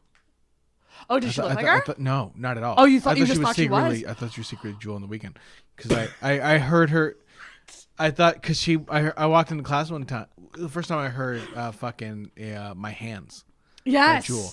Or Small I Know. Yeah, she was singing it, and then I'd never heard that song before, and then I heard it on the radio. Oh my god, this is Miss Stewart, and they're like, this is Jewel, and I remember like sitting in class one day, being like, your secret's safe with me. That's so fucking funny. Holy shit. You're just so innocent as a fucking kid. It's crazy to me. Like she's unreal. And also she really appreciates comedy about her teeth. Like she did she was on a roast. Yeah. And everyone made fun of her fucking teeth. And they're not that, but she has fucking teeth and they're not perfect. Like no one. But you know what? Like the Amy Schumer joke, the Spice Girls joke. I don't know if you remember that one. It was like Jewel's teeth are like the Spice Girls. They're all different. Oh yeah. And doing their own thing. Yeah, Nikki Glaser actually wrote that for Amy Schumer. Yeah. I find roast fascinating. That like didn't she say a lot of roast jokes didn't she say aren't one of them's written by black? Them. Oh yeah. One's black and they're all doing their own thing. Yeah. Roasts are fascinating because most times that like you see celebrities doing roasts, the jokes aren't theirs. They have like a team. All the writers, especially like celebrities. Like you hear stories of like people like trying to pitch jokes to like celebrities that aren't comedians, and it sounds like a nightmare because like, oh, this doesn't. I want to talk about this. Like there's a Louis thing where he talks about writing on an award show. Oh. And he had to write those bits in between, like right before the present award, where we got to say something witty together. And like, yes. Like you're this person, I'm this person. How can we whatever? And he was doing one with Vin Diesel and Eve, and Eve, Eve didn't want to pay attention. Vin was all for it. Vin wanted a big laugh, and the whole thing was like, this is my real voice. This is my like it was a deeper voice than his voice already. Right. And literally like the bit is like, Eve like said fuck it to everything, and just comes in and goes, "Are we all feeling the love? Are we feeling the love tonight?" And then Vin Diesel goes, "The nominees are," and it just made no fucking sense. Shit. Yeah, because Honestly, unfunny like, people, that aren't even willing, unfunny people that don't even have a sense of humor. You can be unfunny and still know what's funny. Yes. You just can't be able to put it into words. You won't be able to put But it you into can words. recognize good humor or what makes something funny, Yep. even if you can't do it. Like, I know what a good dancer is without having to be able to dance. True. I know I can kind of dance. It's not Hillary Duff on SNL. Ashley Simpson. No, Hillary Oh, you Duff. saw Hillary Duff? So there was a performance by Hillary Duff that's now going viral on TikTok. Oh, I don't want to know this. I love Hillary. Because she's just very like it's very like and she's you could just tell like her heart wasn't in it. Yeah. And so now a lot of like actual dancers are like recreating her dance. But like it's a whole mood. It's like a Hillary Duff SNL that song she has about love. A lot of them are about love. Yeah. There's Come Clean. There's One of Why her Not, newer ones. Oh, it's a new song? With love. When I say new, I mean like not Hillary, like not Lizzie McGuire. Not Lizzie McGuire. Yeah, it's With Love on SNL. If you look it up, the dance sequence is cringe-worthy. I won't do that to Hillary. I love Hillary Duff too. Me and my cousin used to fight over who was going to marry her. Aww. Yeah. Who won? Me, of course. I was good at rock, paper, scissors. Roast jokes. I fucking love roast jokes. Yeah. I've never realized how mean I am until I've helped friends with roast jokes. Yeah. And then I go, love writing them. Could never do it. Could never actually like. Have you ever been in a roast battle? Yeah, we had one. We had one at Gus's. We had What? I think Martin won it. Martin, the nicest people always win roast battles. The nicest people always win roast battles because they're the people that hold their tongues.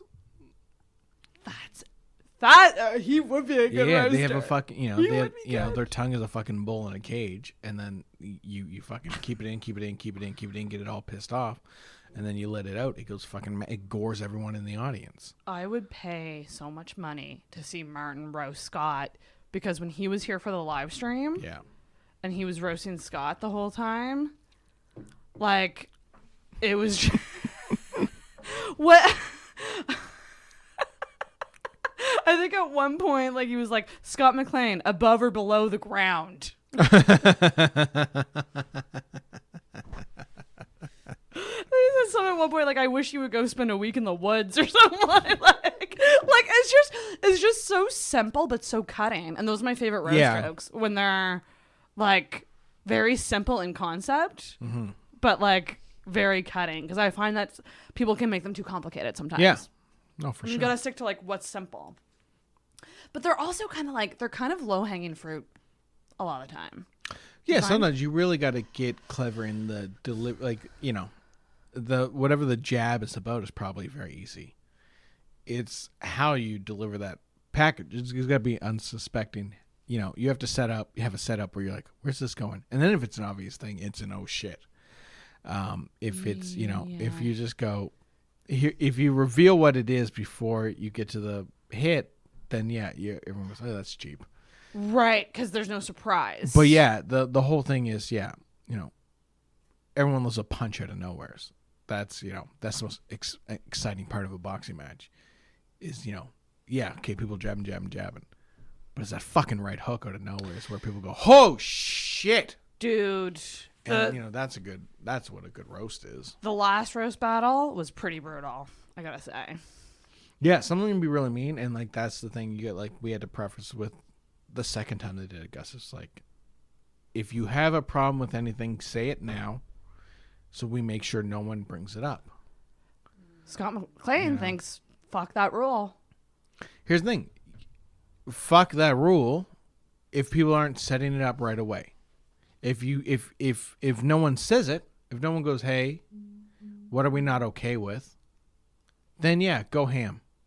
There's nothing established. Then everyone goes in going, okay, this is no holds barred. Right. If someone says, hey, just lay off this thing, Yeah. I know mentally I'm not there to be able to take it, Yes. even though I know Which it's is a joke. totally fair. Yeah, which is the thing to find. Let's go, listen, I know it's a joke. I know you mean well, but I know once I walk off the stage, I still got to try and sleep at night. Yes, that's and right. I don't need this thing bouncing around in my Yeah, head. absolutely. That's a fine rule to have. That's not cutting anyone's legs off. That's not censorship. That is literally going, what's the safe word? Yes, that's a great way to look at it. You know?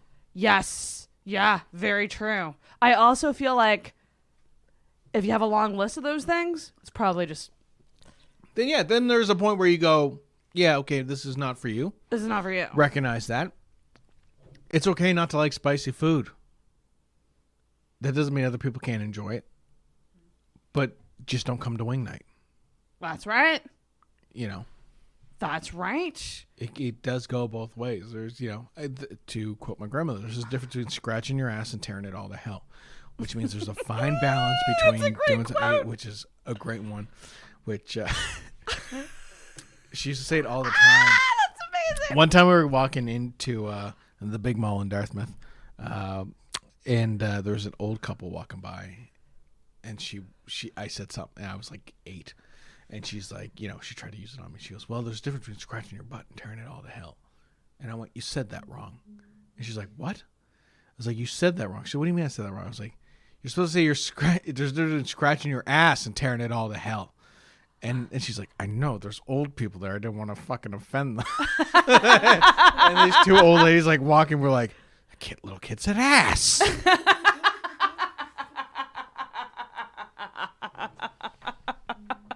That's so cute. Yeah. So when there's like, so that's how I Well, look that was at the things. thing Balance, with the two. Well, the 2 battles. Have there only been 2? I think there's only been two rounds of these roasts. Mm-hmm. I was like, I would talk to people afterwards to like assess like the come down from it because I'm fascinated by that because I have mad respect for anyone who can do a roast battle. Yeah. And a lot of them were like, like the only thing I would ever have a problem with was that sometimes the other person kept going when it was unnecessary. When it was like, we're done. We're done. Yeah. And then the other person would keep going. Yeah. Well, yeah, that seems like It's kind of like, why? Why are you going to keep going? Yeah, well, that's an attack. Yeah. At that point, you should throw your shots. Be fair and balanced. Don't be cheap with it. Be clever. Be good. We are all comics. If you're in a roast battle, do the roast, but don't try and hurt. Like legitimately. Again, don't try and hurt. feelings. It's like wrestling. Don't. No one's out there to hurt their opponent. Even in like and I mean that in like the fictional world of wrestling. Yes. In the storyline, they're going out there to compete. They're not going out there, a guy trying to hurt someone is considered a bad guy. Yeah. Because you're going beyond what it is. Win the match. Let the person Yeah. go home at night. Yeah. Yeah. Exactly. Exactly. And that's the it's way it respect. works. Yeah, and you can be fucking as brutal and hardcore as you want if someone's willing to give and take. But, know when it's done. That's the thing. Know when the bit is over. It's also interesting because Mitch said something to me afterwards. Don't treat roast like you're Albert Coombs and just keep on going with the same bit for 8 hours straight. God love you for committing to it. But in the world of roast, that's a good way to get your ass kicked. That man is always on. Yeah. Jesus, Albert. But never turns off any people more.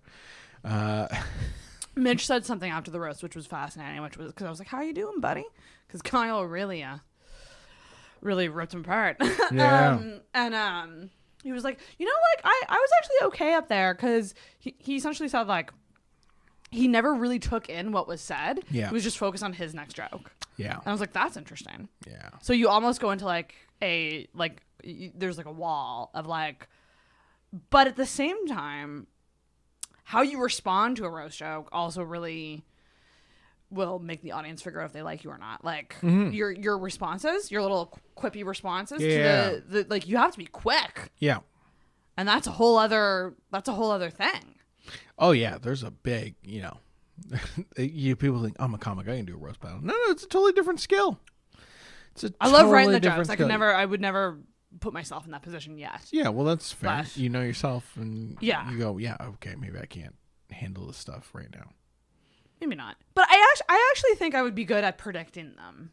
Like going into it going, yeah, I know exactly what. But that doesn't make it easier. Doesn't make it easier easier in your own fucking doesn't make it mental easier. sanity. Yeah, oof. People can be mean. Yeah. Really mean. Are you someone who, like, are you pretty good in taking it in terms of like?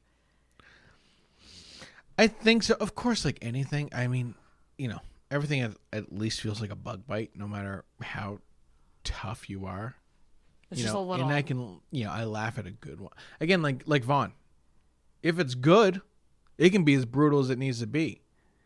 But it's got to appreciate the But art it's behind got to it. be good, because it's not lazy, and anyone can go, "Oh, you're a fat guy." Yes. Yeah. But to deliver it in a clever reference or whatever, boom, boom, boom, Or in a different way. like a fucking keep dreaming pig, that kind of shit, is people can appreciate that and laugh at it. Again, it depends on who it is. Yeah. And it depends on who's, again, no matter what we want to say, it also depends on who it's coming from. Yeah. At the end of the day, he could have said anything to me. I could have said anything to him. And it was fine.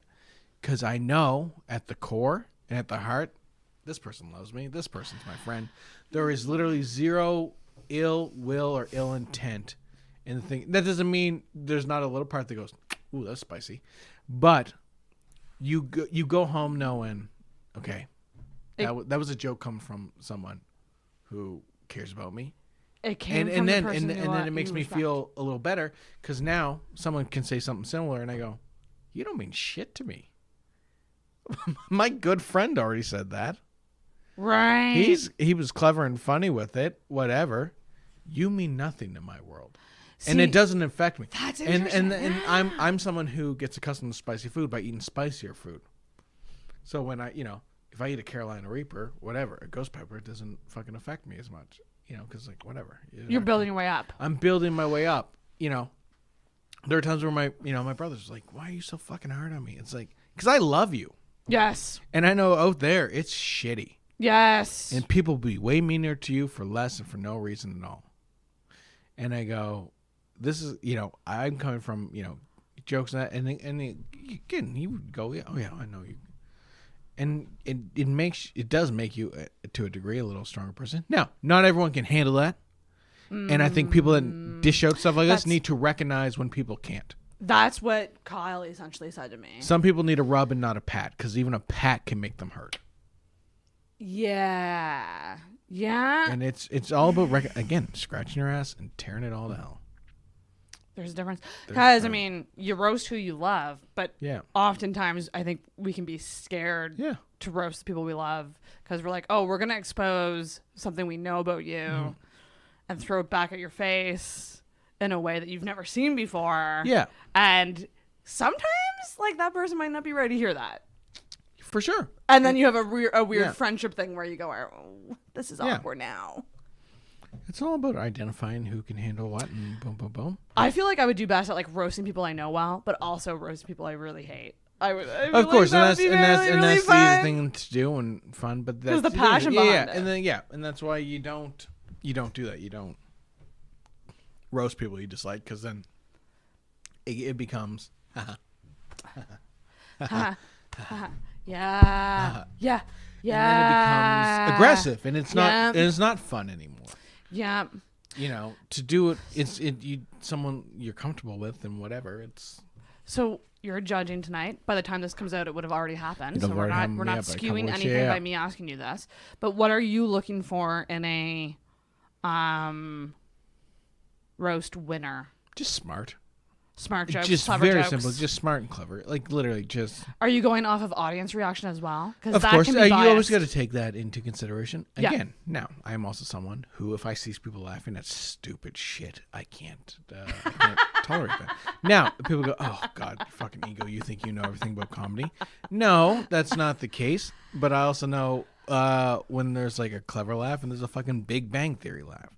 I know when I go, okay, I've heard 10 other people say 5 different versions of this joke, compared to that was such a specific, smart dig.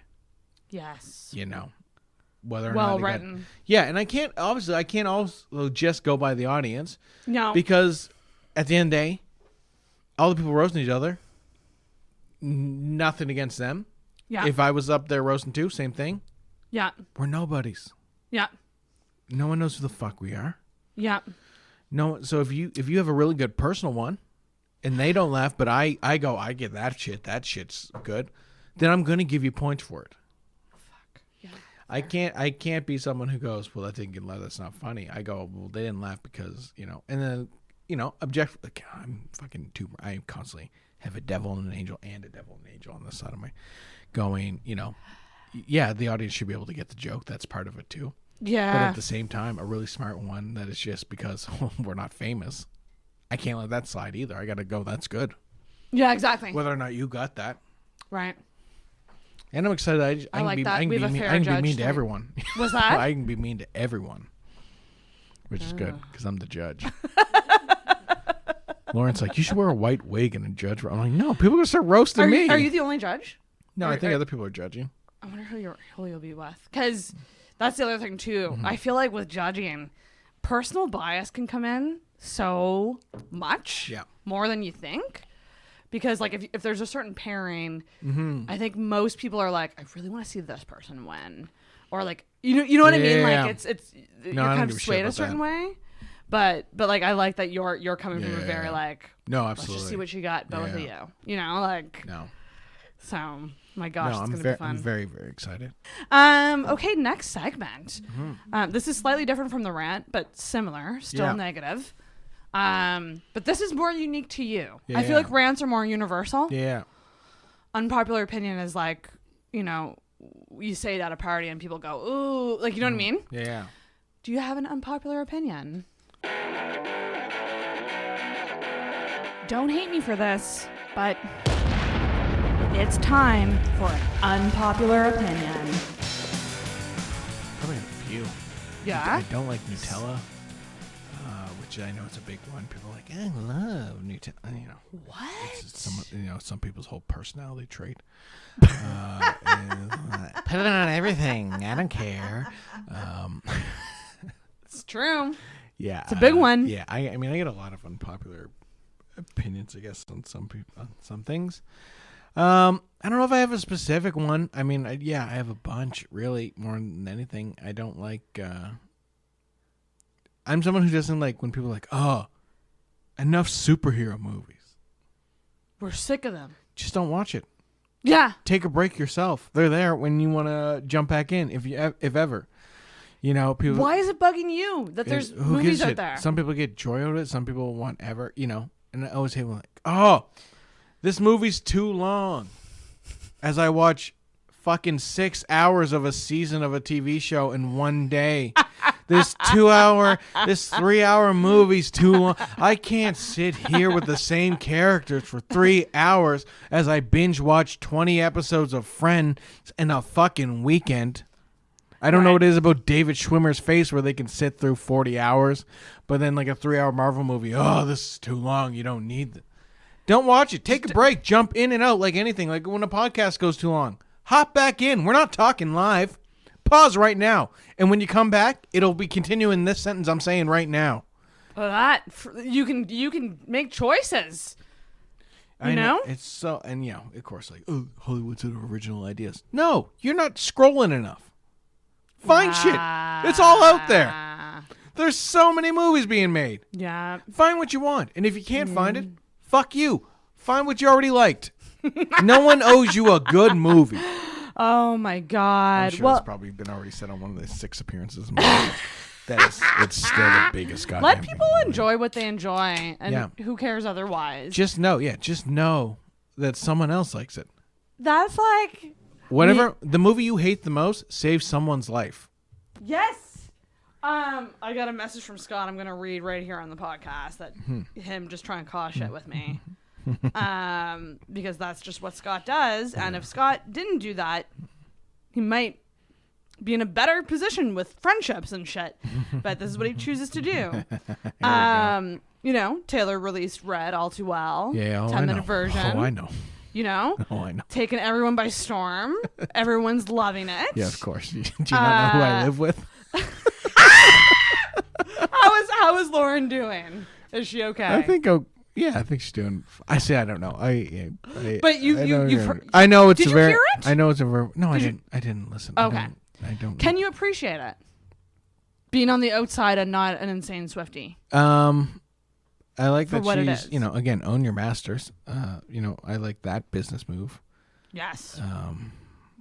But no, I've not listened to anything, so I can't critically shit on anything, nor for my own safety will I. But it good for the people that like it. So I was posting like people's I know reactions. people on Jake Gyllenhaal's head. I know that. Well, yeah, but, exactly, right? So can you predict the stance Scott took on this? Mm-hmm. So he was essentially just like, that's an overreaction to that stupid line. Like, because I was posting reactions to certain lyrics and All Too Well. Mm-hmm. And then he wrote, are women strong, independent thinkers who are capable of doing whatever a man can do? Or are they naive victims who are helpless and in need of shelter and protection? You can't have it both ways, and women are trying to have it both ways. That's the most Scott fucking text I've ever heard in my life. I go, can you let girls just like a heartbreak song that reminds them of heartbreaks? It's not about being victims. Yeah. You just feel our feelings. No, it's It's him just trying to make. Yeah, do what you gotta do. It's him being Scott and whatever. I mean, of course. Have I not? I rolled my eyes at some point seeing some post. Yeah, of course. I don't like anyone who lives and dies by a fucking celebrity's words. That's true. You know, especially fucking at the end. You know, in the end of the day, Taylor's a beautiful, rich white woman. You know, she's in the and she's worshipped. Yeah, she's in the jacuzzi with Zuckerberg. Like, it's not like, you know, it's, of course, no matter what, she is still a woman, and that shit comes with its own fucking baggage. But she's on the upper tier level. She's front line of the human centipede. You know what I mean? No one's shitting in her mouth, you know, but there's plenty of people behind her that she's fucking shitting. Like, people, you know, wherever the white dude is, maybe ahead of her in line, you know, giving her a tastier shit. It's still shit. But, you know, again, it's like my fucking bit about Burger King trying to stop bullying. You're not going to be the one to do it. Right. You know, you're not going to work on your own shit.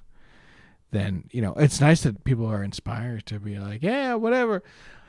But then people turn them into icons and symbols. You know, Taylor Swift is fucking white woman's Che Guevara. Like, this is the person that's gonna set us free. And it's it can. I will agree with him that, like, sometimes the reactions are but that's like anything. That's like fucking anything. You know. I think it's just, again, it's just like, who cares that you, okay, so you don't like it. Cool. Let people like it. Yeah, and people can like whatever they want. Yeah. You also got to let people hate it.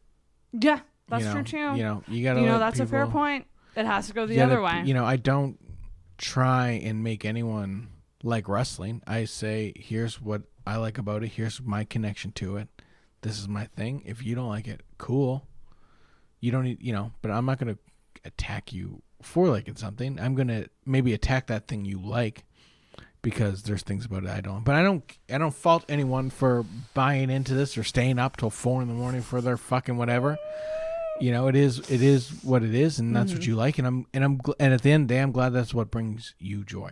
Whatever helps you get through to the next day, as long as it's not hurting a fucking animal or a child or anyone physically, I don't, then fucking whatever. It's a long haul. Life's long. Yeah. If this is what helps get you out of bed in the morning and be, you know, a decent person in society and you know, make yourself feel better, which in turn will pass on to other people, good for you. Yeah. That doesn't stop me from making fun of it, but that doesn't mean you shouldn't like it. I hate Big Bang Theory. Yeah. But if that's what saves someone's fucking life, love it, man. Good for you. Binge it. I'm happy. You know, I'm just trying to show people the shit I like, and hopefully it gets as much respect as these things. I think Scott was just like, oh, she's playing the victim all the time. And then I proceeded to send him a very long message explaining how everything changed with the Kanye stuff. And then she released Reputation and Lover, and she became this kind of new person.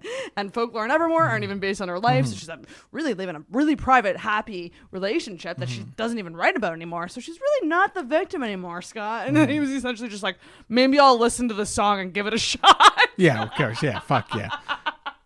You can't review something you haven't listened to. Go fuck yourself there.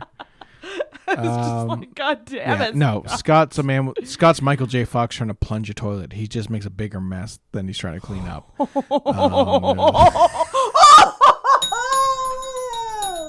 Shit. That's exactly what Michael J. Fox said. That's a great roast joke. That's a great. That's fantastic. But yeah, no, I can't fault anyone for it. Again, my thing is always like people liking stuff too much and too whatever. Making it their whole identity. Yeah, making that your personality when it's not. It's something you enjoy. If it's these things are seasoning. It can't be the flavor of the whole meal. That's like it's got to complement it. That reminds me of when I did my Halloween episode with this girl named Kim Mosier, who's on the Eastlink show Haunted, so she does paranormal investigating. And my assumption about her, I was like, you're a spooky bitch, but you don't look like one.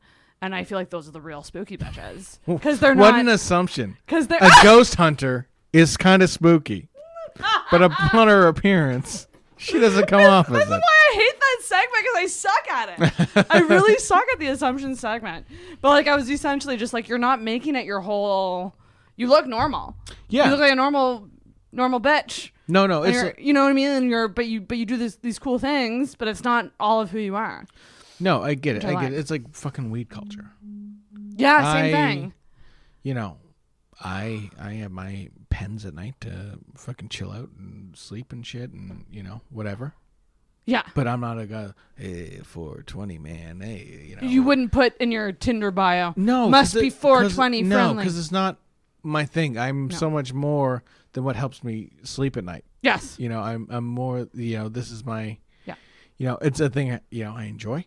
Yeah. But I don't need everyone. I don't need to be like. I don't need to make fucking weed puns. I don't need to fucking wear weed on me. I just. Yeah. I do me. And yeah. I try to be myself, and whatever else helps complement the meal is good. Yeah. But what I like shouldn't be the steak. It should be the scent of where oh, it's a little bit. It's these are notes of it. This is so stupid. No. Live your life like a fucking wine. Yes. Be the wine, and then have a bunch of things that are notes of things. Yeah. I just love this. You're not one bit of flavor. I love this. Yeah. Don't throw yourself into one thing, because then there's too much. You're allowed to have we're allowed to be complex. Yeah. And if it's just a couple things, cool. That's my biggest issue with the self-love movement and the independent woman movement, which is everything's a big fucking deal. You wear a crop top and you're on a journey. Yeah. And it's a journey. Can it be independent if you're bringing everyone else into it, though? Exactly. Just fucking do it. And if you literally Tom Hanks, of course, Forrest Gump gets it right. He just started running. And then after a while, people were running behind him. He didn't say, come on and run with me. This will fix your shit. This will be what? He just felt like running, and then he did it, and people caught on, and then they found inspire, don't influence. God, I love that. Influence is just the new fucking peer pressure that makes corporations money. Buy this, drink this, eat this, you'll be better.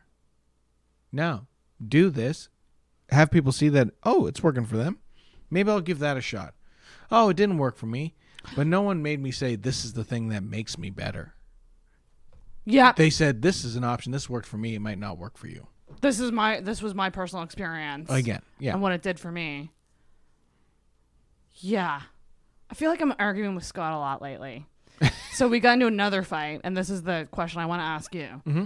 And I don't know how to word this question. Can't wait for these Facebook messages in 2 weeks. I don't know how to word this question in the right way without like, I'm sure I'm going to fuck up the wording of this question. But when it comes to, and I'm curious to know your perspective on this, because I'm running an open mic now. Yeah. And we all have opinions on, you're right, this might get us messages.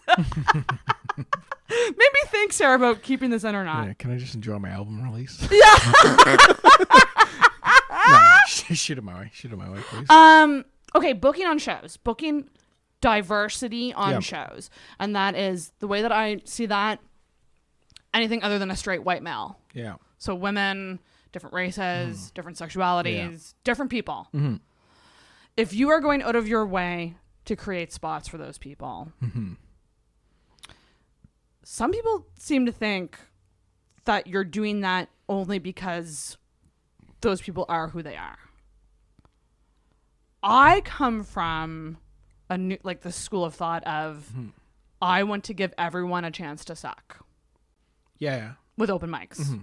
No, that's fair. That's what an open mic is it's a chance for everyone to suck. It's a gym. Exactly. It's a gym. No, you know. And to me, the only reason that I like making stuff like that a priority on the mic that I'm running, like having a certain, I save spots for women and I want to get a close gender ratio in all my lineups. I just do. It's just something I want to do. But Scott seems to think, oh, you're only booking those people because they're women. And I go, no, I want them to work on their art form. Yeah. And I want to give them the chance to do that. But I do think that if it was just an open call, if it was just an open call, I would get the same demographic. Are hesitant. Exactly. Yeah. So like, a lot of people have really hot opinions on this. You know, you gotta go for what you want. You gotta ask for what you want, and that's the only way you'll. And I do agree with that. And I do also agree that funny is funny. And if you're doing a booked show, curated show that's paid, you should be booking based on talent and fit for the show. 100%. But an open mic, I would like to give people the chance to suck. Yeah. No, open mic. Open mic. You can have a quota. Okay. If you now listen, I'm a tricky subject. As someone who has to wake up every morning and do jobs and then go, am I getting this because I'm good? Am I getting this because I'm black? Am I getting this because I'm funny, or am I getting this because it makes them look better? That is there. And if you don't have that fear, that kind of concerns me, because that seems like you don't care whether you're either or. That's my own thing, and that's my own thing I got to work through. Now, if you want to have, in a space where you're like, oh, okay, I want to prioritize these voices and these things, just do it. You don't need to go, we're this big, boom, boom, boom. And, Yeah. Just do it. You reach out. Yeah. Don't say it's okay to because again, my mind, if I ask this girl to prom, she'll say yes. I still don't ask. You have to be the one to ask. You have to be the one to kick open this door and say, come on in, no matter who the fuck you are. Mm-hmm. Woman, gay, straight, trans, queer, black, Asian, whatever. You have to be the one to say everyone's welcome here. You can't just advertise it. And that's the thing. You got to literally reach out. And this is the thing that I'm fascinated by, because it's this weird line of, you can't really advertise. You do need to be proactive to reach out to say, would you like to be on the show?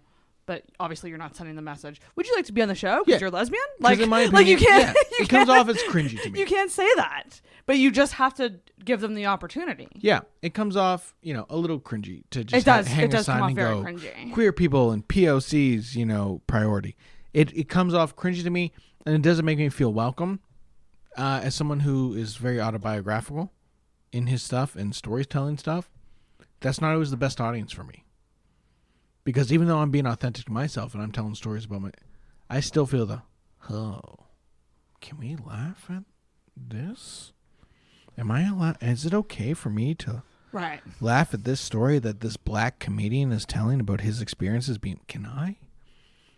I don't want those people there. Mm-hmm. The moment I get up there and I start telling it, it's okay. It's a personal thing in me. You're not laughing at every fucking black person in the world. You're laughing at my situation. Yeah. And you're laughing at my perspective. Yeah. And that's okay.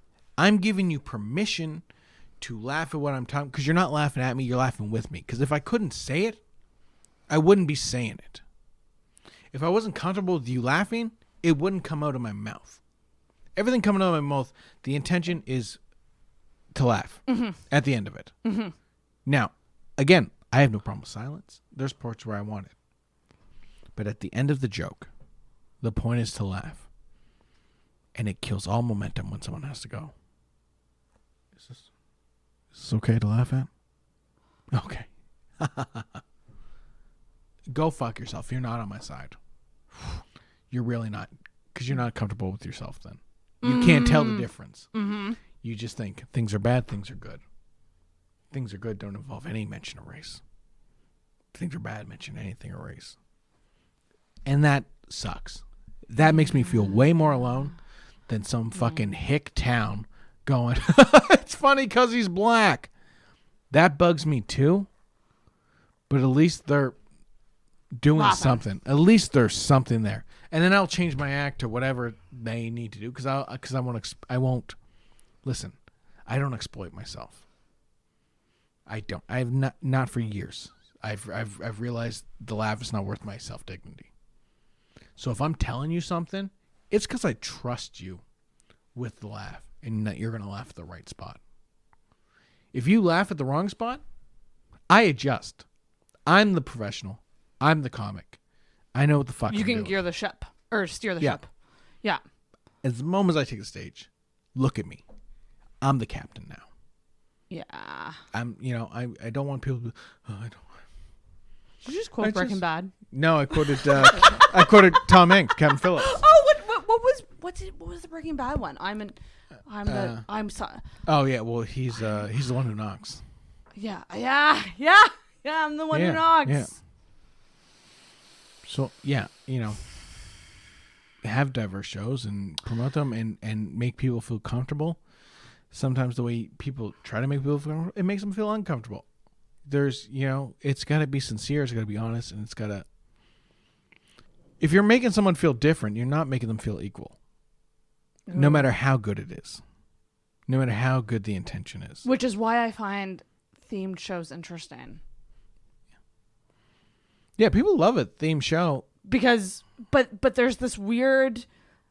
It came up with Luba, like the idea of lady shows. Like when I was introduced to her, Claire had given her my name as a contact to like help her out with shows and stuff, and potentially set something up. And she was just like, "Yeah, reaching out because I'm wondering if you want to maybe put on a ladies show."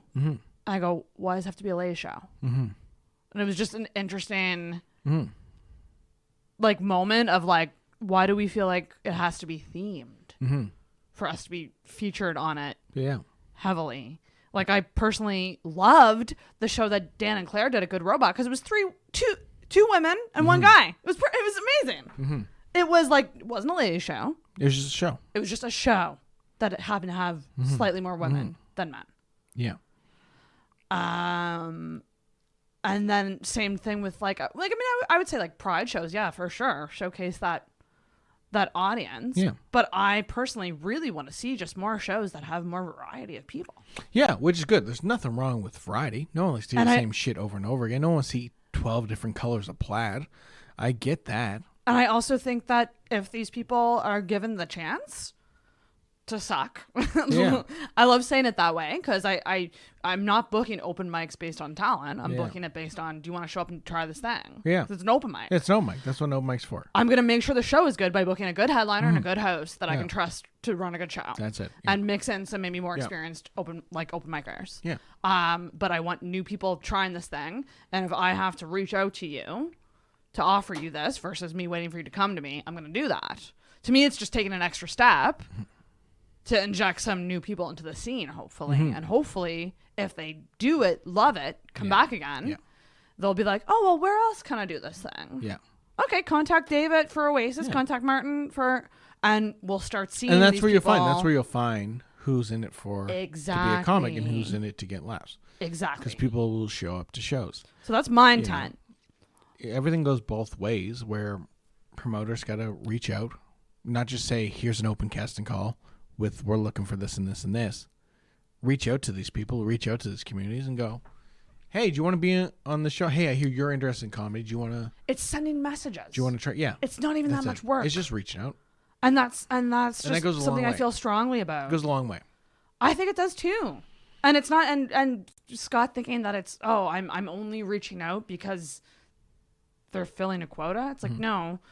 I have a well-intended quota that's well-intended for the audience to see a diverse show, but I'm also reaching out to new comics. There's also a difference between New a quota comics. and a goal. Yeah. You know, to have a goal, to have a diverse lineup is great.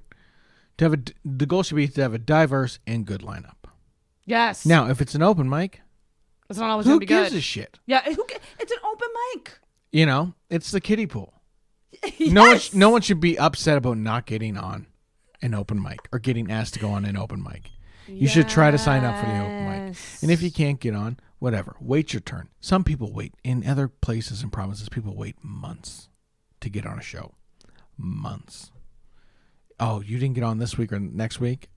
Go fuck yourself. Wait. There's a show every night. You'll be able to get on stage time. People are getting guest spots that I can't believe are getting. It's nice they're getting guest spots. There's plenty of opportunity for everyone. If people want these voices and whatever, who cares? Again, cream rises to the top. Anyone that's not going to stick around is not going to stick around. You can do this. Like, you can wait your turn and just be good. Be good. Be patient. Fight for what you want. It's 13 years. 13 years. And from a booker's perspective, let people suck.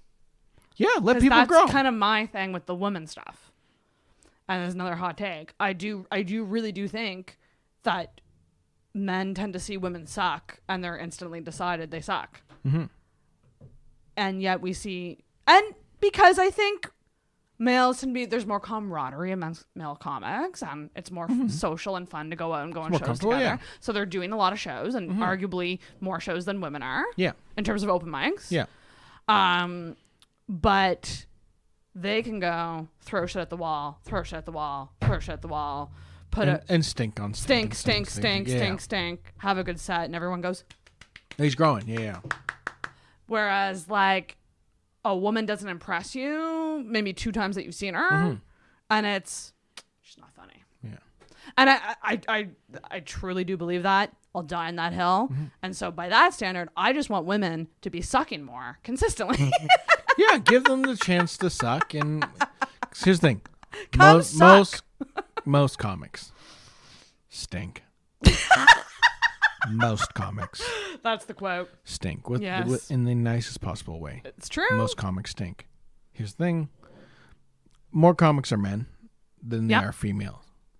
But still, no matter what, male, female, non-binary, whatever, most comics stink. The majority. Unfortunately, there are more men doing it. Yeah. So it's more diluted. The drink is not as strong. Yeah.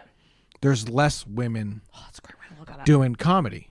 Yeah. Which and means so the there'll be more drink suckage. the drink is stronger. Yeah. So when you taste a cup of female comic, you go, Ooh. oh, there's very little that's appealing to that. Yeah. There's a more balanced men where you go, it's not my favorite drink, but I prefer this to this. It's drinkable. It's you can less. drink There's less booze in this than this. You're gonna drink that drink. I can take the alcohol less in this than I can in this. And it's just a numbers thing, and it's just a balance thing. But like so many people don't get that, and they don't acknowledge it, and it's frustrating. And mind you, I'm not gonna make it I'm not gonna dwell on this, but I guess what I'm just saying is like, I would like to prioritize giving like opportunities to these people who might not be on other mics. Yeah, reach out. If you see people not getting on the shows, reach out to them. Reach out. Yeah. Being proactive. There's nothing wrong with that. To fill a quota because it makes you look good, it's ill intentions. That's donating to the homeless because someone might take a picture of you. Exactly. Donating to the homeless. Exactly. You're not trying to help people. You're trying to look good. Mm-hmm.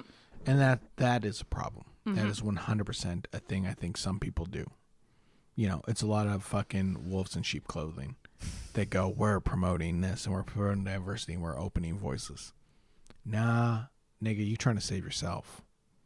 You trying to when shit does become equal, you want people to go, he was one of the good ones, and that to me is just as foul as some guy going, I don't book women on my show. I don't find them funny. That man is just not as business savvy as you. Yeah. You're selling the same fucking snake oil. You just got a prettier label on it. Truth. Damn. Anyone want to laugh with my comedy album? You can get it on iTunes right now. Well, let's wrap because we're coming up on the roast. So, thank you for doing this as always. Oh, happy. Always a treat. Sorry, I wasn't as upbeat as usual, but what? Oh, this was great. Good. I'm glad. So tell everyone. I'm putting you. Tell everyone where they can get your album, where they can follow you, all of that.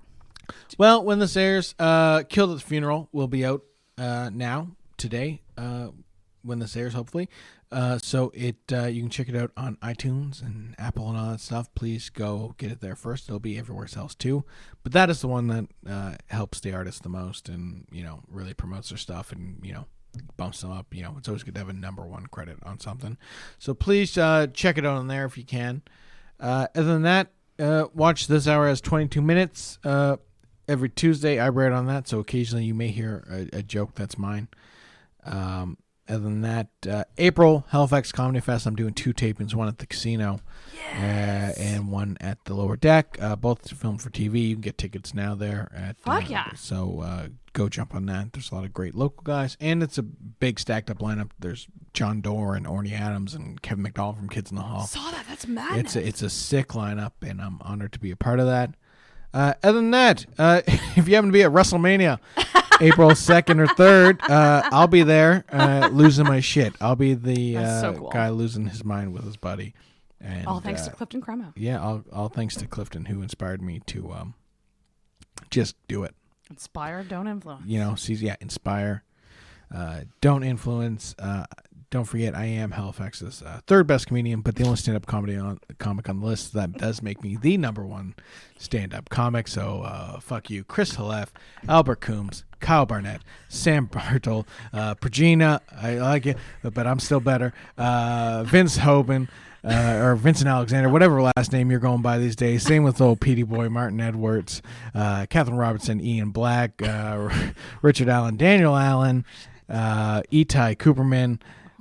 Who else do we got? Robbie Vino, Kyle Carpenter, Vicky Welch, Alva Marie Sparkles, Adrian Gabriel, Sarah McClellan. I'm better than all Matt Baker, Clifton Cremo. Still coming. I am the ethnic comedy of Halifax, nigga. Don't try to step in my place. You've been here 3 years. I've been here a decade longer, and then some. But thank you for inspiring me to get WrestleMania tickets. Is there any other comics in Halifax? I don't know. Sarah, she does comedy. Yeah. Fuck her too. I'm burning all these bridges right now. Hello City, Alicia McCarville, and all your fucking TikTok stuff. Dance your way out of this one, bud. I'm just playing around. God love you all. Go for all the laughs. The funniest person is my girlfriend Lauren. So she's better than everyone, even me. Isn't that so funny that some non-comics can be the funniest people? Yeah, because they don't desire it. They don't fight for it. They don't need it. And they don't have the ego. It's just pure funny. It's just with no there. ego. It's just there. I know there's some comics I didn't name. They're like, well, they didn't name me. Steve Mackey. He's not watching this. Who else? Dan Hendrick and Claire Belford. Do I need to go into New Brunswick? Sure, we will. Why not? Brian Otter, Brian Godso, John Forward, Shane Ogden. Fuck y'all. I'm better than y'all. Matt Keenan. Adrian Gabriel. Yeah, I was at Adrian. Oh, did you? Yeah, I got on her. Brittany Campbell. I got nothing but respect for you. Brittany Campbell's episode will be the episode before this one. Yeah. So I am the third best comedian, but I'm congratulations on winning first place. I'm the best of the scene. The real first place. Yeah, the real first place. Everyone knows bronze is where it's at. I'm holding my fist up at the podium. Yeah, I mean the third Jurassic Park movie, not that bad. That's the first time I've ever heard that, but sure, I'll go with that. Why not? Am I forgetting anyone else on the show that? Fuck. Oh, the other 22 minutes writers here working right now. I'm better than all you. No, I love it. I'm playing. I've literally had to. You know I'm what? not even 2.5 drunk. I'm just fucking around. hours. If they heard If that. they hung in this, they deserve to be lambasted. Why are you sitting around listening to comedians talk comedy? Go work on comedy, and then you might be as good as me. Emma, you keep up the good work. I'm better than you. Farrah, Brian McQuarrie, Amanda Spriggs, Dave Sears, breaking all your niggas' necks.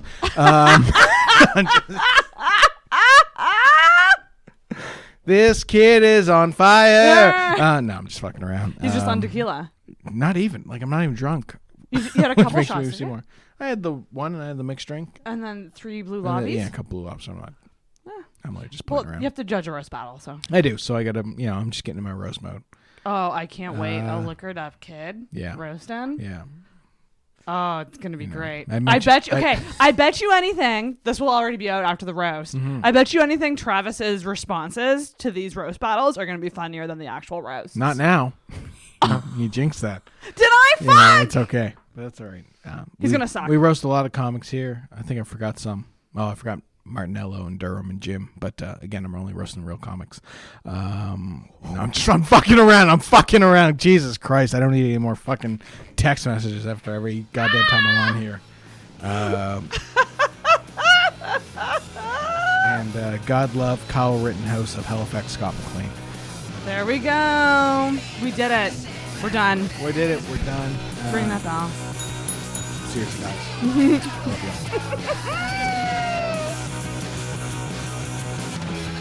Thank you for listening to the Intoxicated Podcast. If you enjoyed this week's episode, make sure you subscribe on whatever podcast app you use and leave a rating or review on Apple Podcasts.